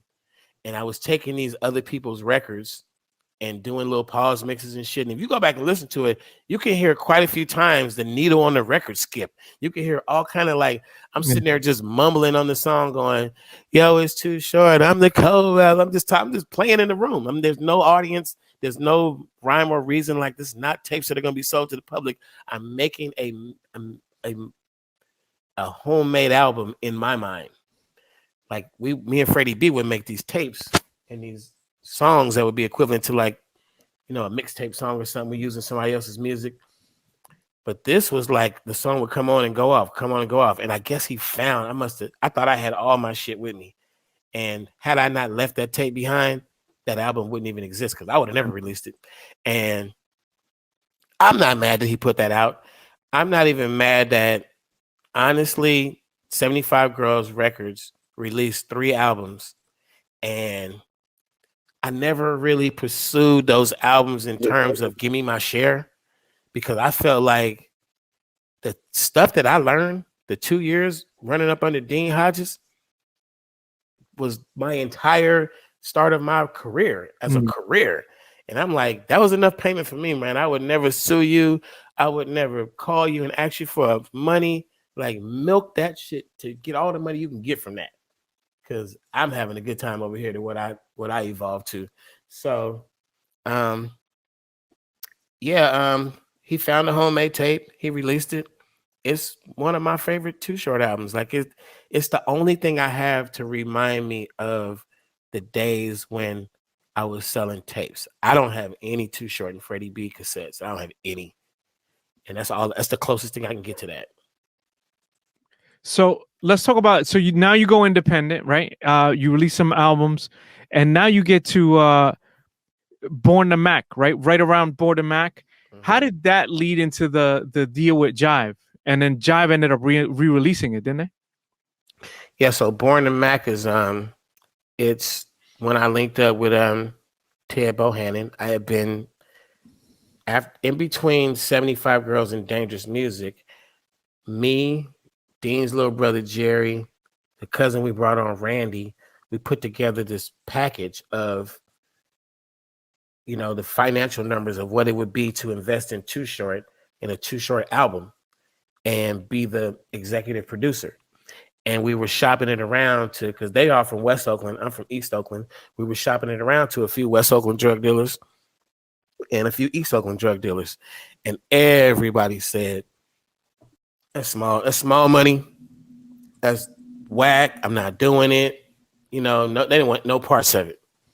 And either they didn't believe in it, or they just like, the numbers are just too small to even waste my time. Why would I give you $5,000-$10,000 and I'm only gonna make back, you know, 50 or 100? Like, I'm making $100,000 every week. Like, get up out of here, you know. So it was not very enticing to drug dealers. And finally, you know, the whole story behind it. But finally, we brought it to my homeboy Fat Bird, Brian Browning, rest in peace, Bird. He said, let's go to Ted Bohannon. And we went to Ted, and Ted was like, no, I'm cool. I don't want to do it. But after we met with Ted, his boys, one of his right hand man, and probably I don't know who else in the crew, talked him into it. So he decided he was going to do it. So Ted, in the early stages, committed to a small amount of money and then continued after that amount was spent to keep investing. And the story I like to tell when I talk about this is that in his own, not because he made a deal to do it, he kept making everything that had to do with Born to Mac, he made it look really good. Born to Mac, look up at the album cover right now. On Born to Mac, I'm sitting in Ted Bohannon's Cadillac. I'm wearing Ted's jewelry, the other homie's jewelry, the other homie, they all standing around drug dealers, and I put on all their jewelry and sit in Ted's Cadillac and take my first album cover. And that guy looks like Too Short sitting in the car. And they literally, like, you know, if it would have been me, I would have been sitting there, you know, one chain or something, or maybe not even, the album cover would have been something totally different. And they were like, you got to look like a baller. And that was just all Ted's doing. But, you know, just to make it all right, the first thing I did when we made that Born to Mac money was I bought that Cadillac from Ted. I'm like, I can't be sitting on the album cover in your car. And then people were like, that ain't even your car. I was like, I literally bought the car from him and drove it all over the bay with my rope chains my newly acquired rope chains, so that I brought the album cover of Born to Mac to life for the bay. And I rode around to many neighborhoods talking on my cell phone in my drop Cadillac with my gold chains on, looking like Born to Mac album cover while Born to Mac was out. And then at some point in time, you know, I know the story about how Jive got wind of it, but it was a few people in New York, you know, scouting around looking for talent. Somebody who came across me through, heard about me through doing shows. It was, I think it was literally, it was an agency called the Norby Walters Agency. And I really think it was one of his sons, one of his kids. I think that was the story back then. Called Jive Records and said, I know a kid you guys might want to look into. And the reason why I know the story is because the guy who sent Jive Records my way, he got a finder's fee. And he made a lot of money just by telling Jive, you might want to check out this dude Too Short. He got put like a point or two just for the finder's fee. And yeah, Jive Records called, and they called right when we were making a lot of money. And we literally did not care about the money Jive was offering us. We just had always been thinking distribution. And here's a major distribution. So we're going to go from being in West Coast cities to being in all cities. And we jumped on that opportunity to be on a national level. And immediately, I mean, the first thing I did with Jive Records, they repackaged Born to Mac, remastered it, added maybe one song. It was probably like 7 songs at first, and they added a song, or it was 8 songs, then it was 9, I don't know. And we recorded Life is Too Short. They released Born to Mac and sold another 300,000 copies with no video, no single, no radio, not even a poster. You couldn't find a poster of Born to Mac. It was not done. There was no promotions. And I recorded Life is Too Short, turned it into Jive Records, and the rest is history, man. The album went double platinum. That's a great story. One of the great things I love about Jive that you tell the story is, so most artists, especially being new, you hear the sophomore jinx, all this thing. But what about the thing about you is you keep dropping album after album after album, and you're like on a roll right now, right? So you're at Jive, and one of the hustles that I love that you did was you had this thing where you knew the timing of when the record was going to dip for the next one. So you already had the next one done.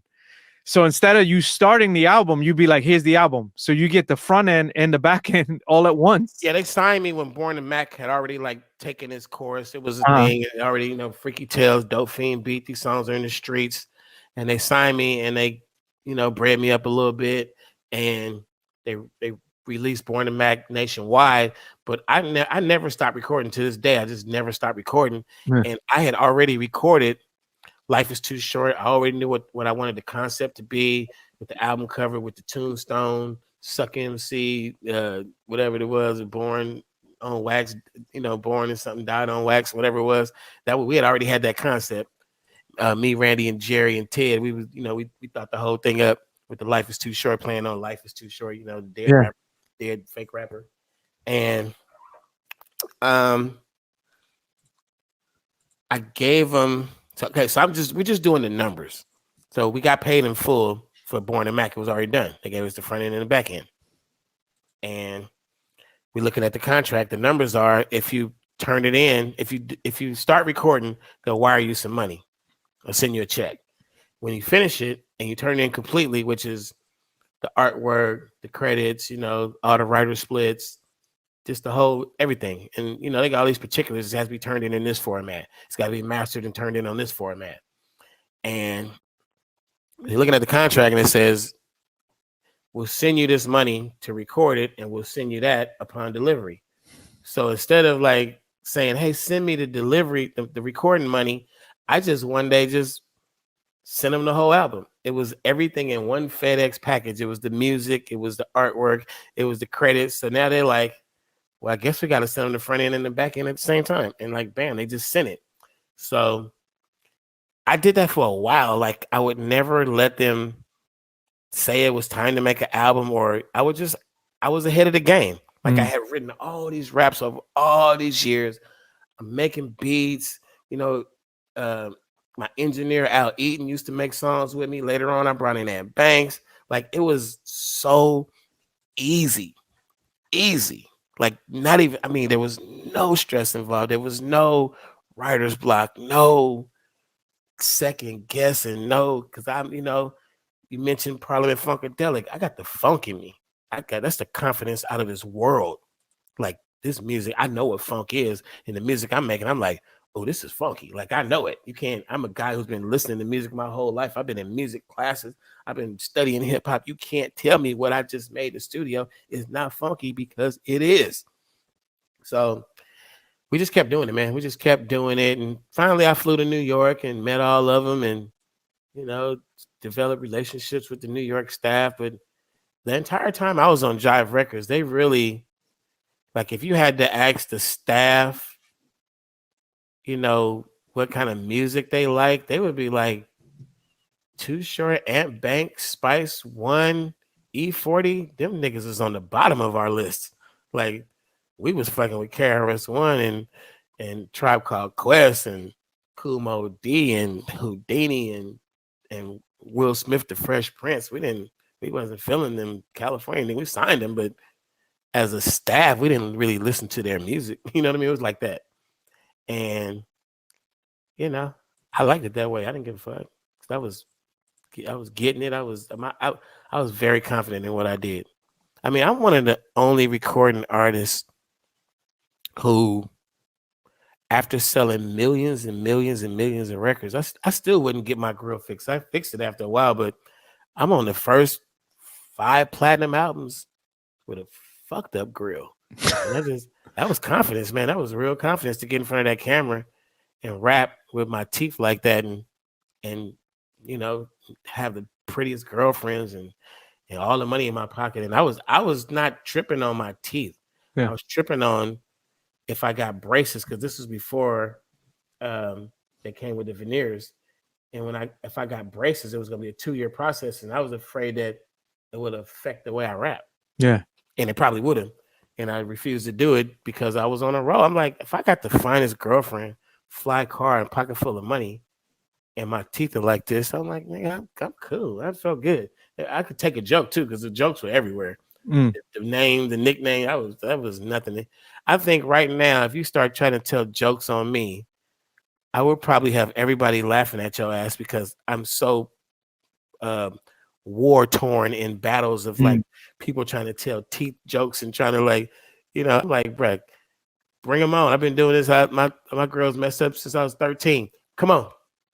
From about 13 to about 25 when I got them fixed. I'm like, bring it on, bro. Let's go. Yeah, because you're gonna run out of teeth jokes in a few minutes. And my jokes are about your whole existence. Who you really are, who your mama is, who, like I'll tell a joke on you that'll start today and end tomorrow. Like I'll give birth to the joke today, and then tomorrow I'll just have everybody dying laughing at you at what I started yesterday. My jokes go far. Like back then you did not want to say something about my teeth, because now we're on. That's what it was. So, I was very confident in all Too Straight. To me, I hear about the struggle. Have you heard of any struggle in this story? Not at all. Hey, can you listen to my music? Hey man, can you buy my mixtape? It was never a struggle. There was never a crowd that went boo. There was nothing. There was never a song that went out that hit the wall and went and flopped. Nothing, ever. That's great. What's funny is that this is a good transition, because now all of a sudden, I know you talked about the landscape of where we're going to kind of move forward, but where Oakland, you said you came back, you went to Freaknik one year, and then you decided to move to Atlanta. Now, what's interesting is you being from LA, adapting to Oakland, and then moving all the way to the East Coast to Atlanta. I know you talk about the landscape of it not being safe, and it was kind of crazy in Oakland. And then you also were like, I don't know if I really want to do this. And then you were talking about how you were going to buy a house in Oakland, which was like 500,000-600,000. And then your friend's like, well, let me show you what 500,000-600,000 buys you in Atlanta. So let's talk about the transition, and then you bring in all of Oakland to Atlanta, because that was the other thing. Yeah, I wasn't really planning on leaving Oakland until I went to Freaknik. I was cool with toughing out the war and playing my part and staying out the way, or whatever it was going to be.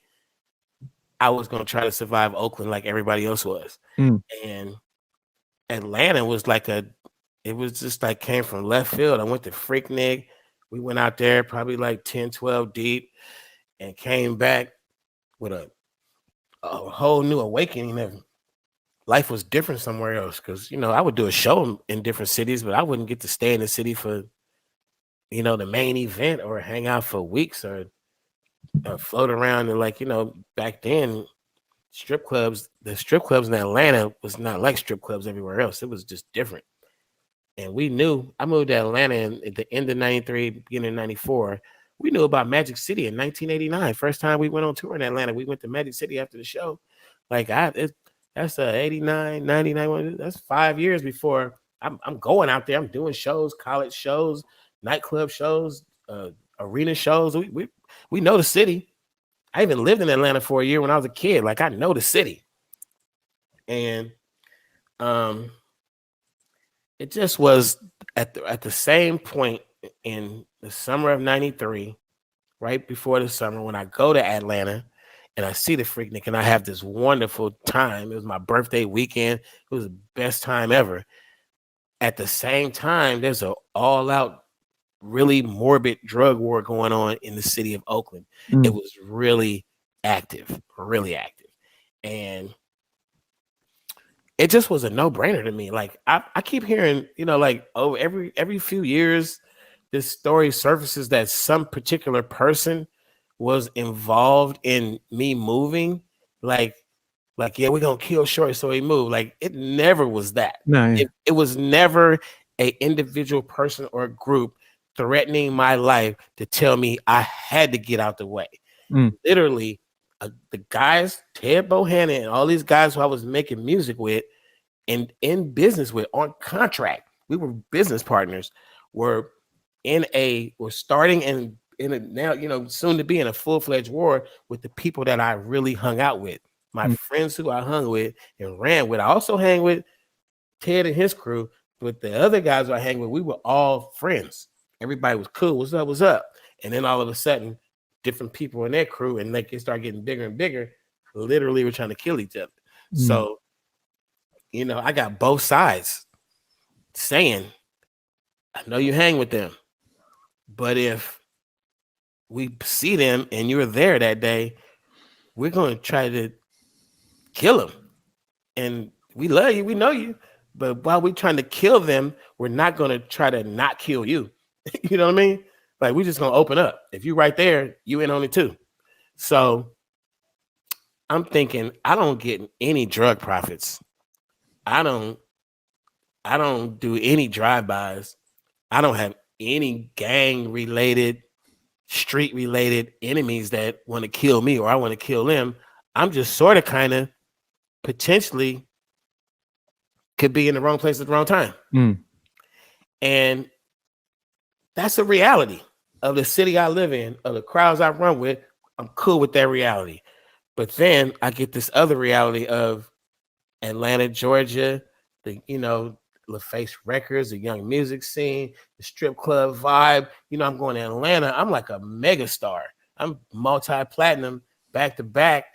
And I'm getting a Michael Jackson reception. They're like, oh my God, Too Short. I'm like, it's no stress. I'm like, I think I might go test Atlanta out because it was one of those places, people used to move to Atlanta.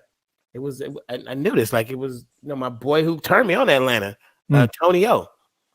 He moved to Atlanta from Oakland, and he was like, man, you just got to check this out. And he just kind of turned me on to the A, and I'm like, damn, this can't be real. Like, the police can't be like young black dudes who treat you with respect. That ain't real. Like this, it was unbelievable that I moved to a neighborhood with all these humongous houses and every homeowner was black.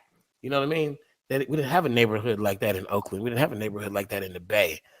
And Atlanta had multiple neighborhoods like that, not one. Like, they were all over the city. And I just fell in love with the vibe at the time. It was such, it's almost like a song you like. Like, I love Oakland. I love my people in Oakland. I did not go to Atlanta without Oakland. I took Oakland to Atlanta with me. But to be going down the streets of Oakland and knowing, man, everybody's strapped. You know what I'm saying? There's a war going on out here. Yeah. Like, nighttime come, you like, man, it's dangerous out here tonight, boy. Let me go hang out in Vacaville or go to the next 3 cities over, get out of Oakland for the night. And I'll see y'all tomorrow in the afternoon when it's daytime. Atlanta was quite the opposite. Atlanta was very dangerous at all times. Don't get it twisted that it was some party. The streets of Atlanta was just as wild and rowdy as the streets of Oakland. But when I got to Atlanta, I didn't go to the projects or the dope turfs. I was hanging in the celebrity circles. I was hanging in the strip club. I was hanging out with rich dudes, ballers. You know what I'm saying? I was in a different category when I got out there. I showed up like fucking Michael Jackson. So it wasn't really that same lifestyle for me. And I would come back to the town all the time, hit back in the streets, like nothing ever happened. Like, Atlanta wasn't necessarily where we moved to run away. It was our other outlet. Me and my crew still had them streets of Oakland the same way. And I hear this talk every now and then, like the one, Like it used to be like when the Loonies made that song Player Hater and said that's why the town got rid of Short. They put out this narrative like they were kind of sort of involved in something that forced me to leave town, which was like, like preposterous to think that would be a reality. That they even had any power over the crew I was running with like that, like that they could inflict fear that would make us flee from them. It's never that. So, I hear outsiders talk. Yeah, man, Oakland ran Too Short up out of there. Never happened. Like the whole city's that you got to go, man. Like never happened. Nobody ever ran me down the street or shot at me, and I'm like, oh man, this is scary. I got to get out of here. Nothing ever happened. Nothing. So then I hear, like, I heard the most random thing recently. I heard Drew Down's version. Drew Down Pimp of the Year. His version was so far from reality. I'm like, we let these years go by and individuals cloud the truth. When the truth got cloudy and it was the misconceptions, I made a song called That's Why the Town Got Rid of Short. I told the whole story in the song. Everybody shut the fuck up after I told the story. And like I said, it comes back every now and then. Hey man, what happened back then? And then I recently heard Drew Down's version. I'm like, okay, here we go again. Everybody's taking their memories and warping them a little bit and changing them. But believe me, Drew Down or anybody else did not pull out any guns or say anything and was like, man, y'all better get out of town. We taking over. Like, get the fuck out of here, man. And I don't even think you could go find an old gangster, a street cat from the early 90s in Oakland who would vouch for the gangsterism of somebody like a Drew Down. And I know everybody's role. You want to get into details? I know all the details of exactly what him and everybody around him was doing, how much dope they sold, who they sold the dope with, and what their level of status was in the streets of East Oakland, all throughout the town. Man, I was hanging with the best of the best of the best of the best. And literally, I was a rapper who now had zero weight in the streets of putting fear in people or, man, you Too Short gonna get you. Like, no, the niggas are Too Short with us gonna get you. That's what's gonna happen. And it went all the way to the top. Like you weren't touching or harming the ground that I was walking on. So that's because Oakland, not because of me, because of Oakland. So for you to try to change the story 2 years later, I moved to Atlanta, 5 years later, 10 years, man, get the fuck out of here. Like we'll address this every time. Show me anybody who could tell you any other story than what I'm telling you. Feel me? That's good. Big shout out to OG Arabian Prince from NWA in the building. Shout out to the homie. He's saying what's up, by the way.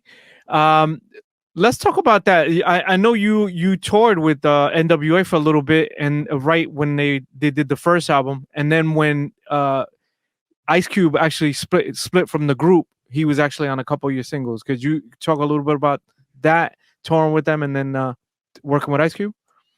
Yeah, Eazy-E had got at me in '89 about doing the Straight Outta Compton tour and just being, one of the supporting acts. And I agreed. I was like, yeah, I'm in. Let's go. And it was like one of the best experiences of my life was going on that tour and being able to perform in arenas for the first time and seeing the big crowd, the 25,000s, and them seeing me for the first time, me seeing them for the first time. It was like just the greatest thing ever. We did the whole country. We didn't do the East Coast, but we did the whole country. Outside of the East Coast, they really didn't support West Coast rap. And I think the furthest east I went on that tour was Philly. And I remember Philadelphia in my entire career is the only place that ever booed me. And really, they weren't booing me, they were booing California. And they it was funny to me because I'm like, I know the East Coast don't like me. The same reason they probably were like, "What the fuck are you doing on stage?" I was standing there going, "What the fuck am I doing on this stage?" Like I was saying, the feeling was mutual. And I'm a rapper. I'm a rapper who, at that point, had zero failures, and I confidently stood up there and rapped to a crowd that hated me. And at the time, I'm like, there's a Mercedes parked at my house with a swimming pool in the backyard. You think I care if Philadelphia don't like me? Like my rap career is successful. So I was given that rude awakening of how much the East Coast hated us for no reason. And it was cool because it's like, we borrowed that thing and made good by it. And they didn't like that. And I don't, Philly's not New York, but at the same time, the East Coast felt like if you weren't from the East Coast, if you weren't, from here, son, there's no way you could be a rapper if you're not from here. You're not. And then Philly got the audacity of hating us when the 5 boroughs of New York hated everything outside the 5 boroughs. So it's like, you really want us, Philly, when it comes to rap. We all in the same boat when it comes to, if you're not from the Brooklyn, Bronx, Queens, Manhattan, or what's the one I missed? Long Island. What's the boroughs? I don't know. What's all the boroughs? Queens, Harlem. Brooklyn, Staten Island. Yeah, I don't know all the boroughs, but I know I've heard rappers say, if you ain't from the 5 boroughs, you ain't a real rapper. I heard that back in the day. And we went on that tour. That was the only little downside to it. There was a lot of weird things. I remember going through like the Bible Belt, like Oklahoma or something. And we do a show, sold out, and they say the rules were that the crowd couldn't clap. Or maybe they could clap. They couldn't stand up and they couldn't party. Wow. So this is what they would do. They would watch you perform a song. Now, mind you, we perform a song that people like, loving it. Yeah. They got to sit in a chair. And then as soon as you finish rapping, they go after every song. I'm like, you fuckers are weird. It's cool though. That was no offense to anybody from there, but that was how the times. Yeah, rap music. It was a bad thing. We had shows that were protested because of I remember doing one show because of NWA, Eazy-E and them. The show was sold out. Mostly the kids wanted to go see the show, the younger people. The parents of these kids picket line boycotted the show. Picket lines blocking the front entrance. We're in the smallest town. And the kids could not cross the line over their parents. It was like their real parents. Like it's a small community. And I don't remember what city it was, but I do remember doing the show that night and the crowd being empty. And the show was sold out. We all got paid. And it was that type of vibe. And Eazy-E and Cube and Dre, they always had to go talk to the media. And because the song was Fuck the Police, and they always had to talk to the media and do a press release about the music and stuff. They did a lot of that stuff on that tour. And after that tour, I'm not there to tell you the truth, but somewhere along the lines of Eazy, Yella, and Dre bought brand new Corvettes and brand new houses. I could be wrong, but it's somewhere in there. Ice Cube and Ren did not get the money to get that. They touch on this in the movie. It's when Ice Cube keep jamming up Jerry Heller in Straight Outta Compton movie. And he's like, Jerry, where my money? Jerry, where my money? Where's the contract? All that stuff. So, and Ice Cube wouldn't sign the contract. So literally, Ice Cube quit NWA. And during that tour, if I had to say anybody was closer to me, it was me and Cube had a really good friendship developed on that tour. It was me and DOC. We had the weed smokers. We all found each other. We all had a little crew of weed smokers and the non-weed smokers. I don't even think Eazy and Dre smoked weed back then. I really don't. But I was really cool with Eazy. We didn't hang out a lot. We hit a couple of corners after the show, but Eazy was like all about the bitches. He wasn't really trying to be hanging out with us. after the show or nothing. He was the top dog at the moment, and I was really cool with Laylaw. Laylaw was he was like one of the big homies in that crew who was like, if you go see any early NWA pictures, Laylaw's the dude you can't name. He's in all their early pictures, dark skin, bigger than most of them, and he really technically was a member of NWA technically because he was there. He was highly influential in every move they made back then.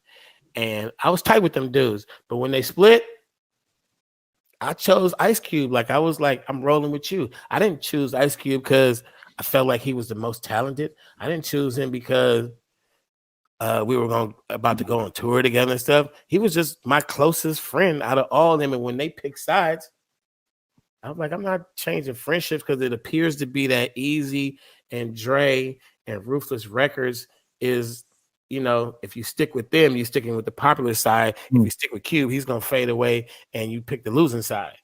I didn't see it that way. I was just like, that's my friend. I'm rolling with my friend. He went to New York or wherever he went. He made an album with the Bomb Squad, which was Public Enemy's crew. That's America's Most Wanted. Album went platinum. He was like, let's go on tour. We co-headlined the tour together. And that was, you know, it was during the time where a lot of LA was picking sides and, you know, rolling with Easy because it was the popular thing. And it was like supposed to be against Cube. And man, he ain't really from Compton, blah, blah, blah. But Cube really wasn't from Compton. And he really was from, you know, 111th Street. And he really came out on tour with a crew called the Lynch Mob, who was a whole bunch of 11th Street block neighborhood Crips. And, you know, his brother was down and he turned into who he really was. He was Ice Cube, the activist who had his own homies, and he stood up and he became who he was. It wasn't like if he was a sucker, they would have squashed him. They would have squashed him image-wise and physically.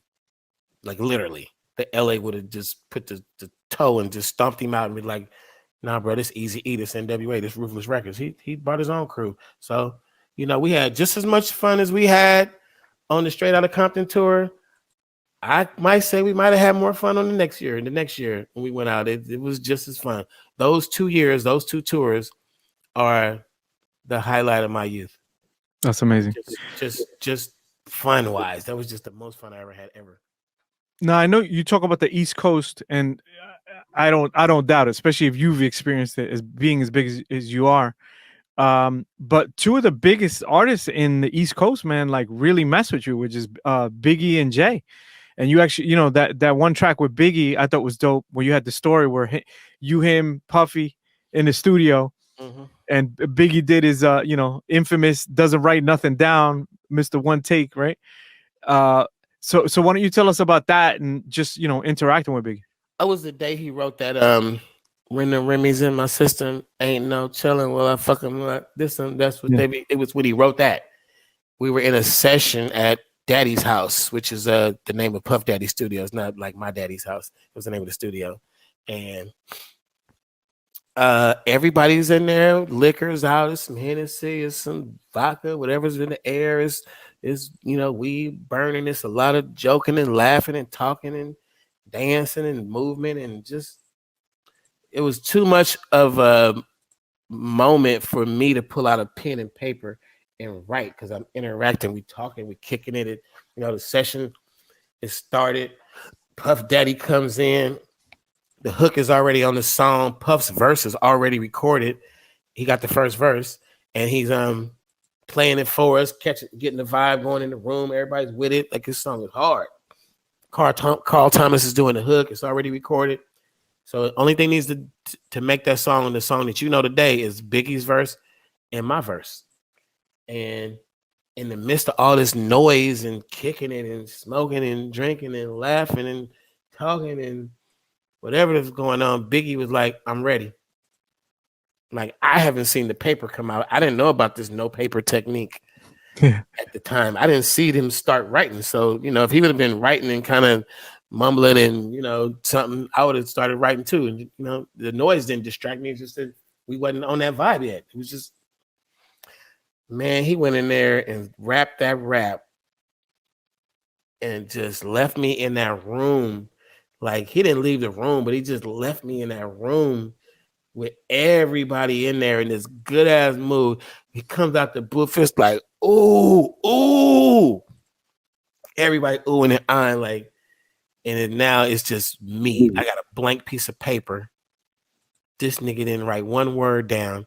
His shit is instantly a classic. The song has one big hole in it, my verse.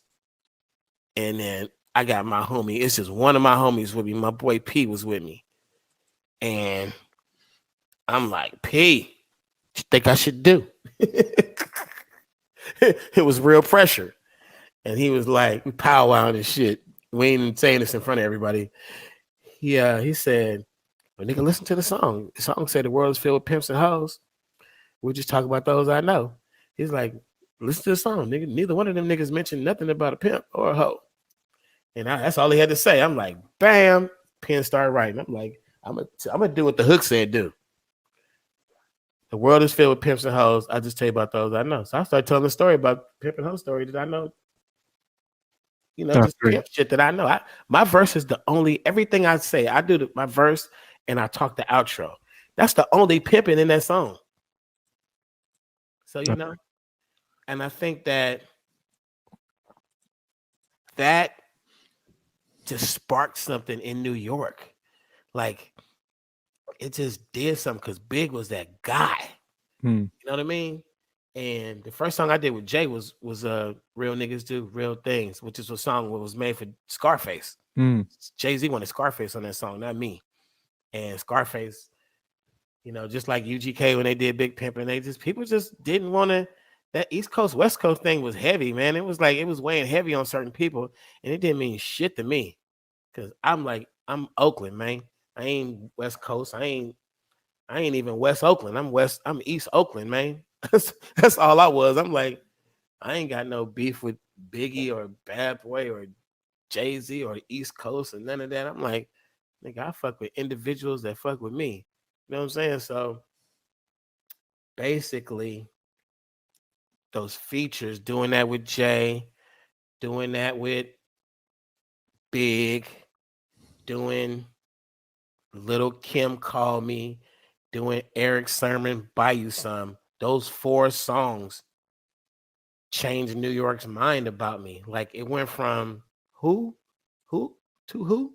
It went from to who to oh, word, son, respect. If you're a DJ who live streams, a music producer, an artist, or just a music fan, make sure you check us out. We have 3 music industry related live interview video shows that are the best around. Tuesday, Tweak Music Tips Live with some of the best in the world in music production, artists, and music industry leaders. Our Tuesday Tweak Music Tips live show is 1 p.m. Eastern, 10 a.m. Pacific. Wednesday, we have DJs Learn How to Live Stream, where we invite industry-leading live streamers for their secrets and tips. Our Wednesday, DJs Learn How to Live Stream, is at 1 p.m. Eastern Time, 10 a.m. Pacific. On Friday, we have our DJ and Music Industry State of the Union, where we interview some of the best in the world, from DJs to artists to music industry professionals, where we talk all things music industry business, from where the music industry is now, from nightclub owners, traveling and touring nightclub DJs, to popular artists and producers. It's one of the best ways to get a pulse on where the music industry is now.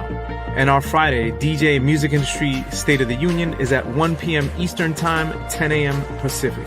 On all of our shows, we are on live for live Q&A from our viewers. To watch live, make sure you follow us on our Facebook page, Tweak Music Tips. Also, don't forget to follow us on Instagram.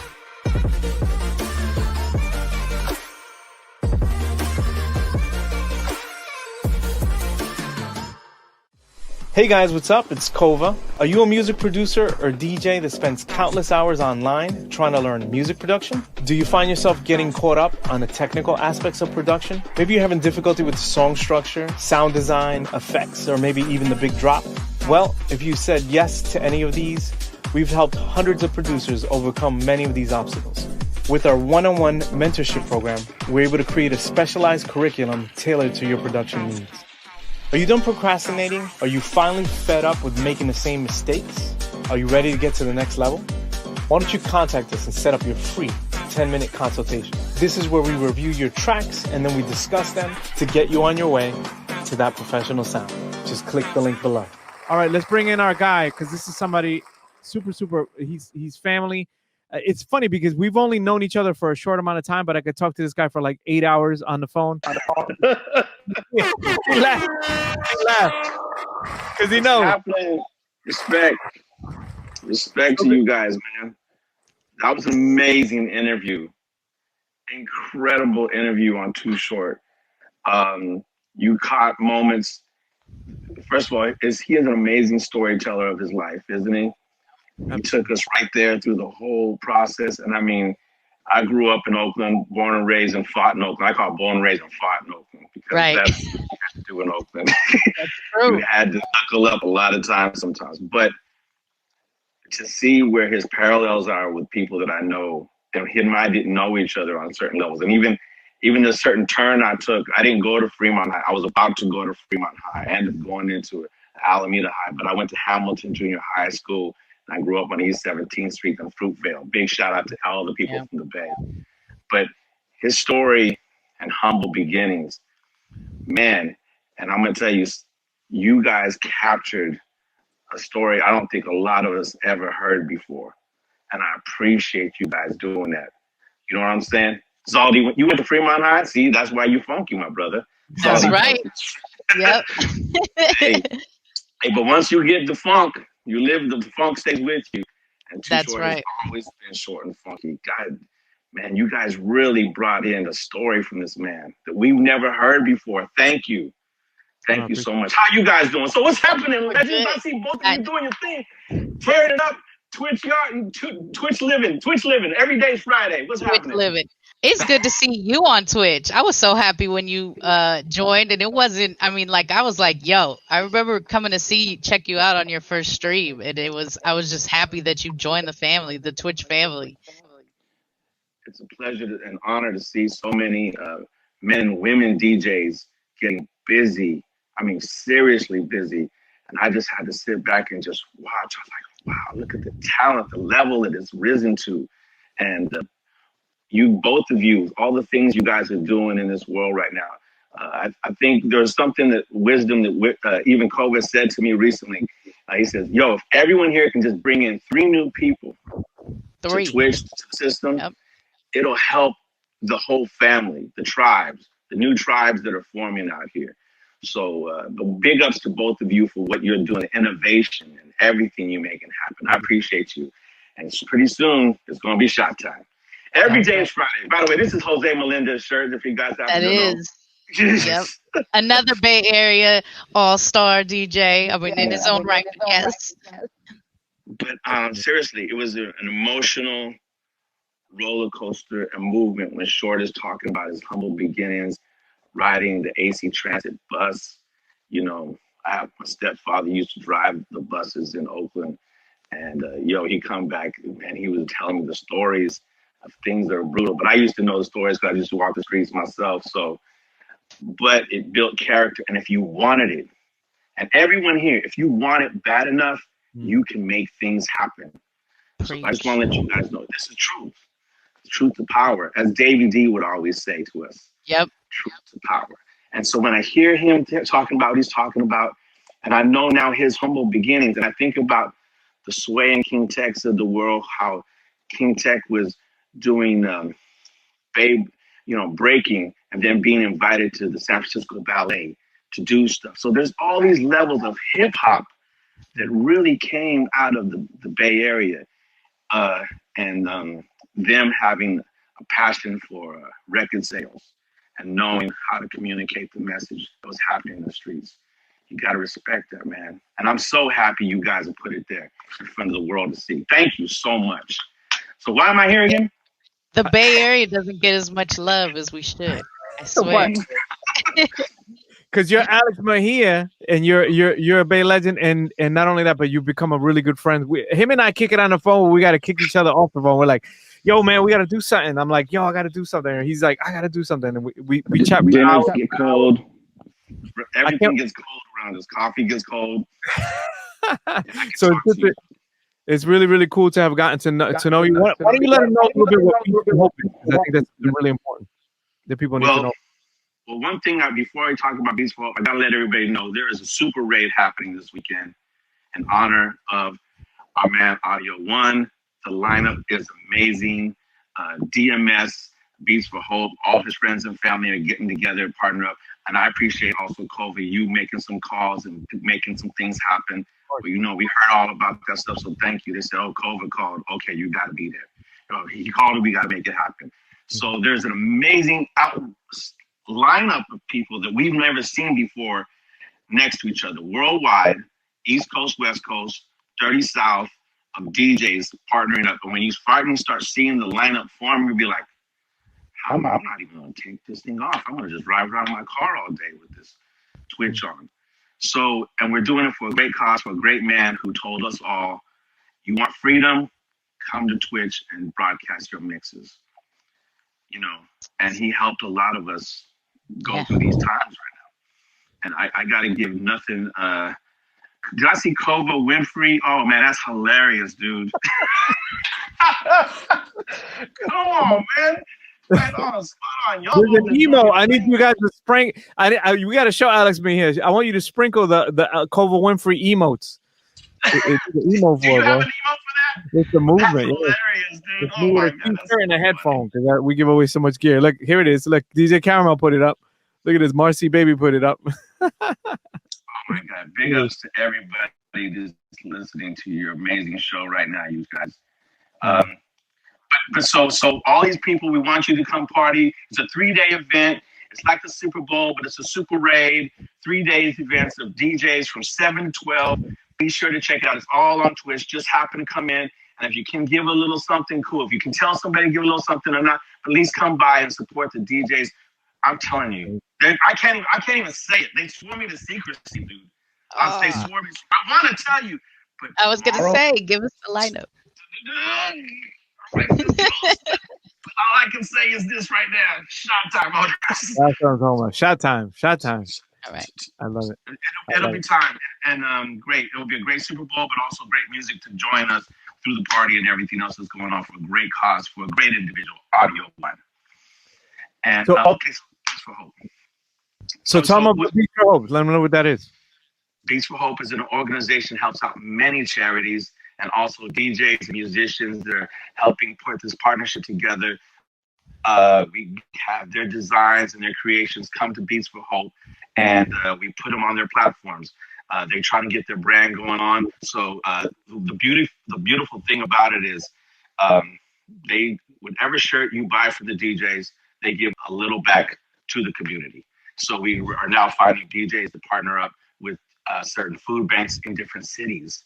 So this was a pilot program, came in from Beats for Hope originally, but now it's starting to blow up. So we're excited about it, and we're putting everything forward. But if you go to beatsforhope.com, please make a donation. Make anything at all. We got cups, hats, all kinds of cool gear from amazing artists and DJs that are making a difference to help out so many people that need it. There are so many people in need right now for food, clothing, and everything that's going on right now. And that's what we're putting on. Lava May, who also does portable shower units for the homeless, they need help and stuff like that. So we appreciate anything anyone can do at all. And, you know, it's it ain't easy. So we need you all to just come and help us out. And it's a good community of people. And Heavy's on there, and everybody else is on there. Jose Melendez is on there. And Kobe, you know, we gotta go be doing something. You know, we gotta make some stuff happen. We gotta. You know, I've been talking about it too because I'm like, I just left my distributor of shirts, so I think you and I, it seems like the partnership's gotta happen. That's Perfect great. timing. It sounds good to me too. And I'll tell you, you know, we're gonna all sit down and talk about what needs to happen. But the future is invest in yourself, make things happen for yourself. And believe, like Too Short says, you know, no one can stop you, and have fun doing it. Whatever you're pursuing out there, please have fun doing what you're making happen. And I can't thank you enough for just having me on for a moment. I mean, who follows Too Short and then E40 stories and everything else going on? I can't believe I'm in there. I just can't even believe. But I appreciate everybody and the Bay love that I get. Thank you so much. Absolutely. My brother. So great to see you, Alex Mejia, everybody. So good to see you, my brother. Beats for Hope. We're going to make sure we put all the links in the chat. Okay? Peace out, everybody. My brother, have a Good good one. to see you, Alex. Take care, man.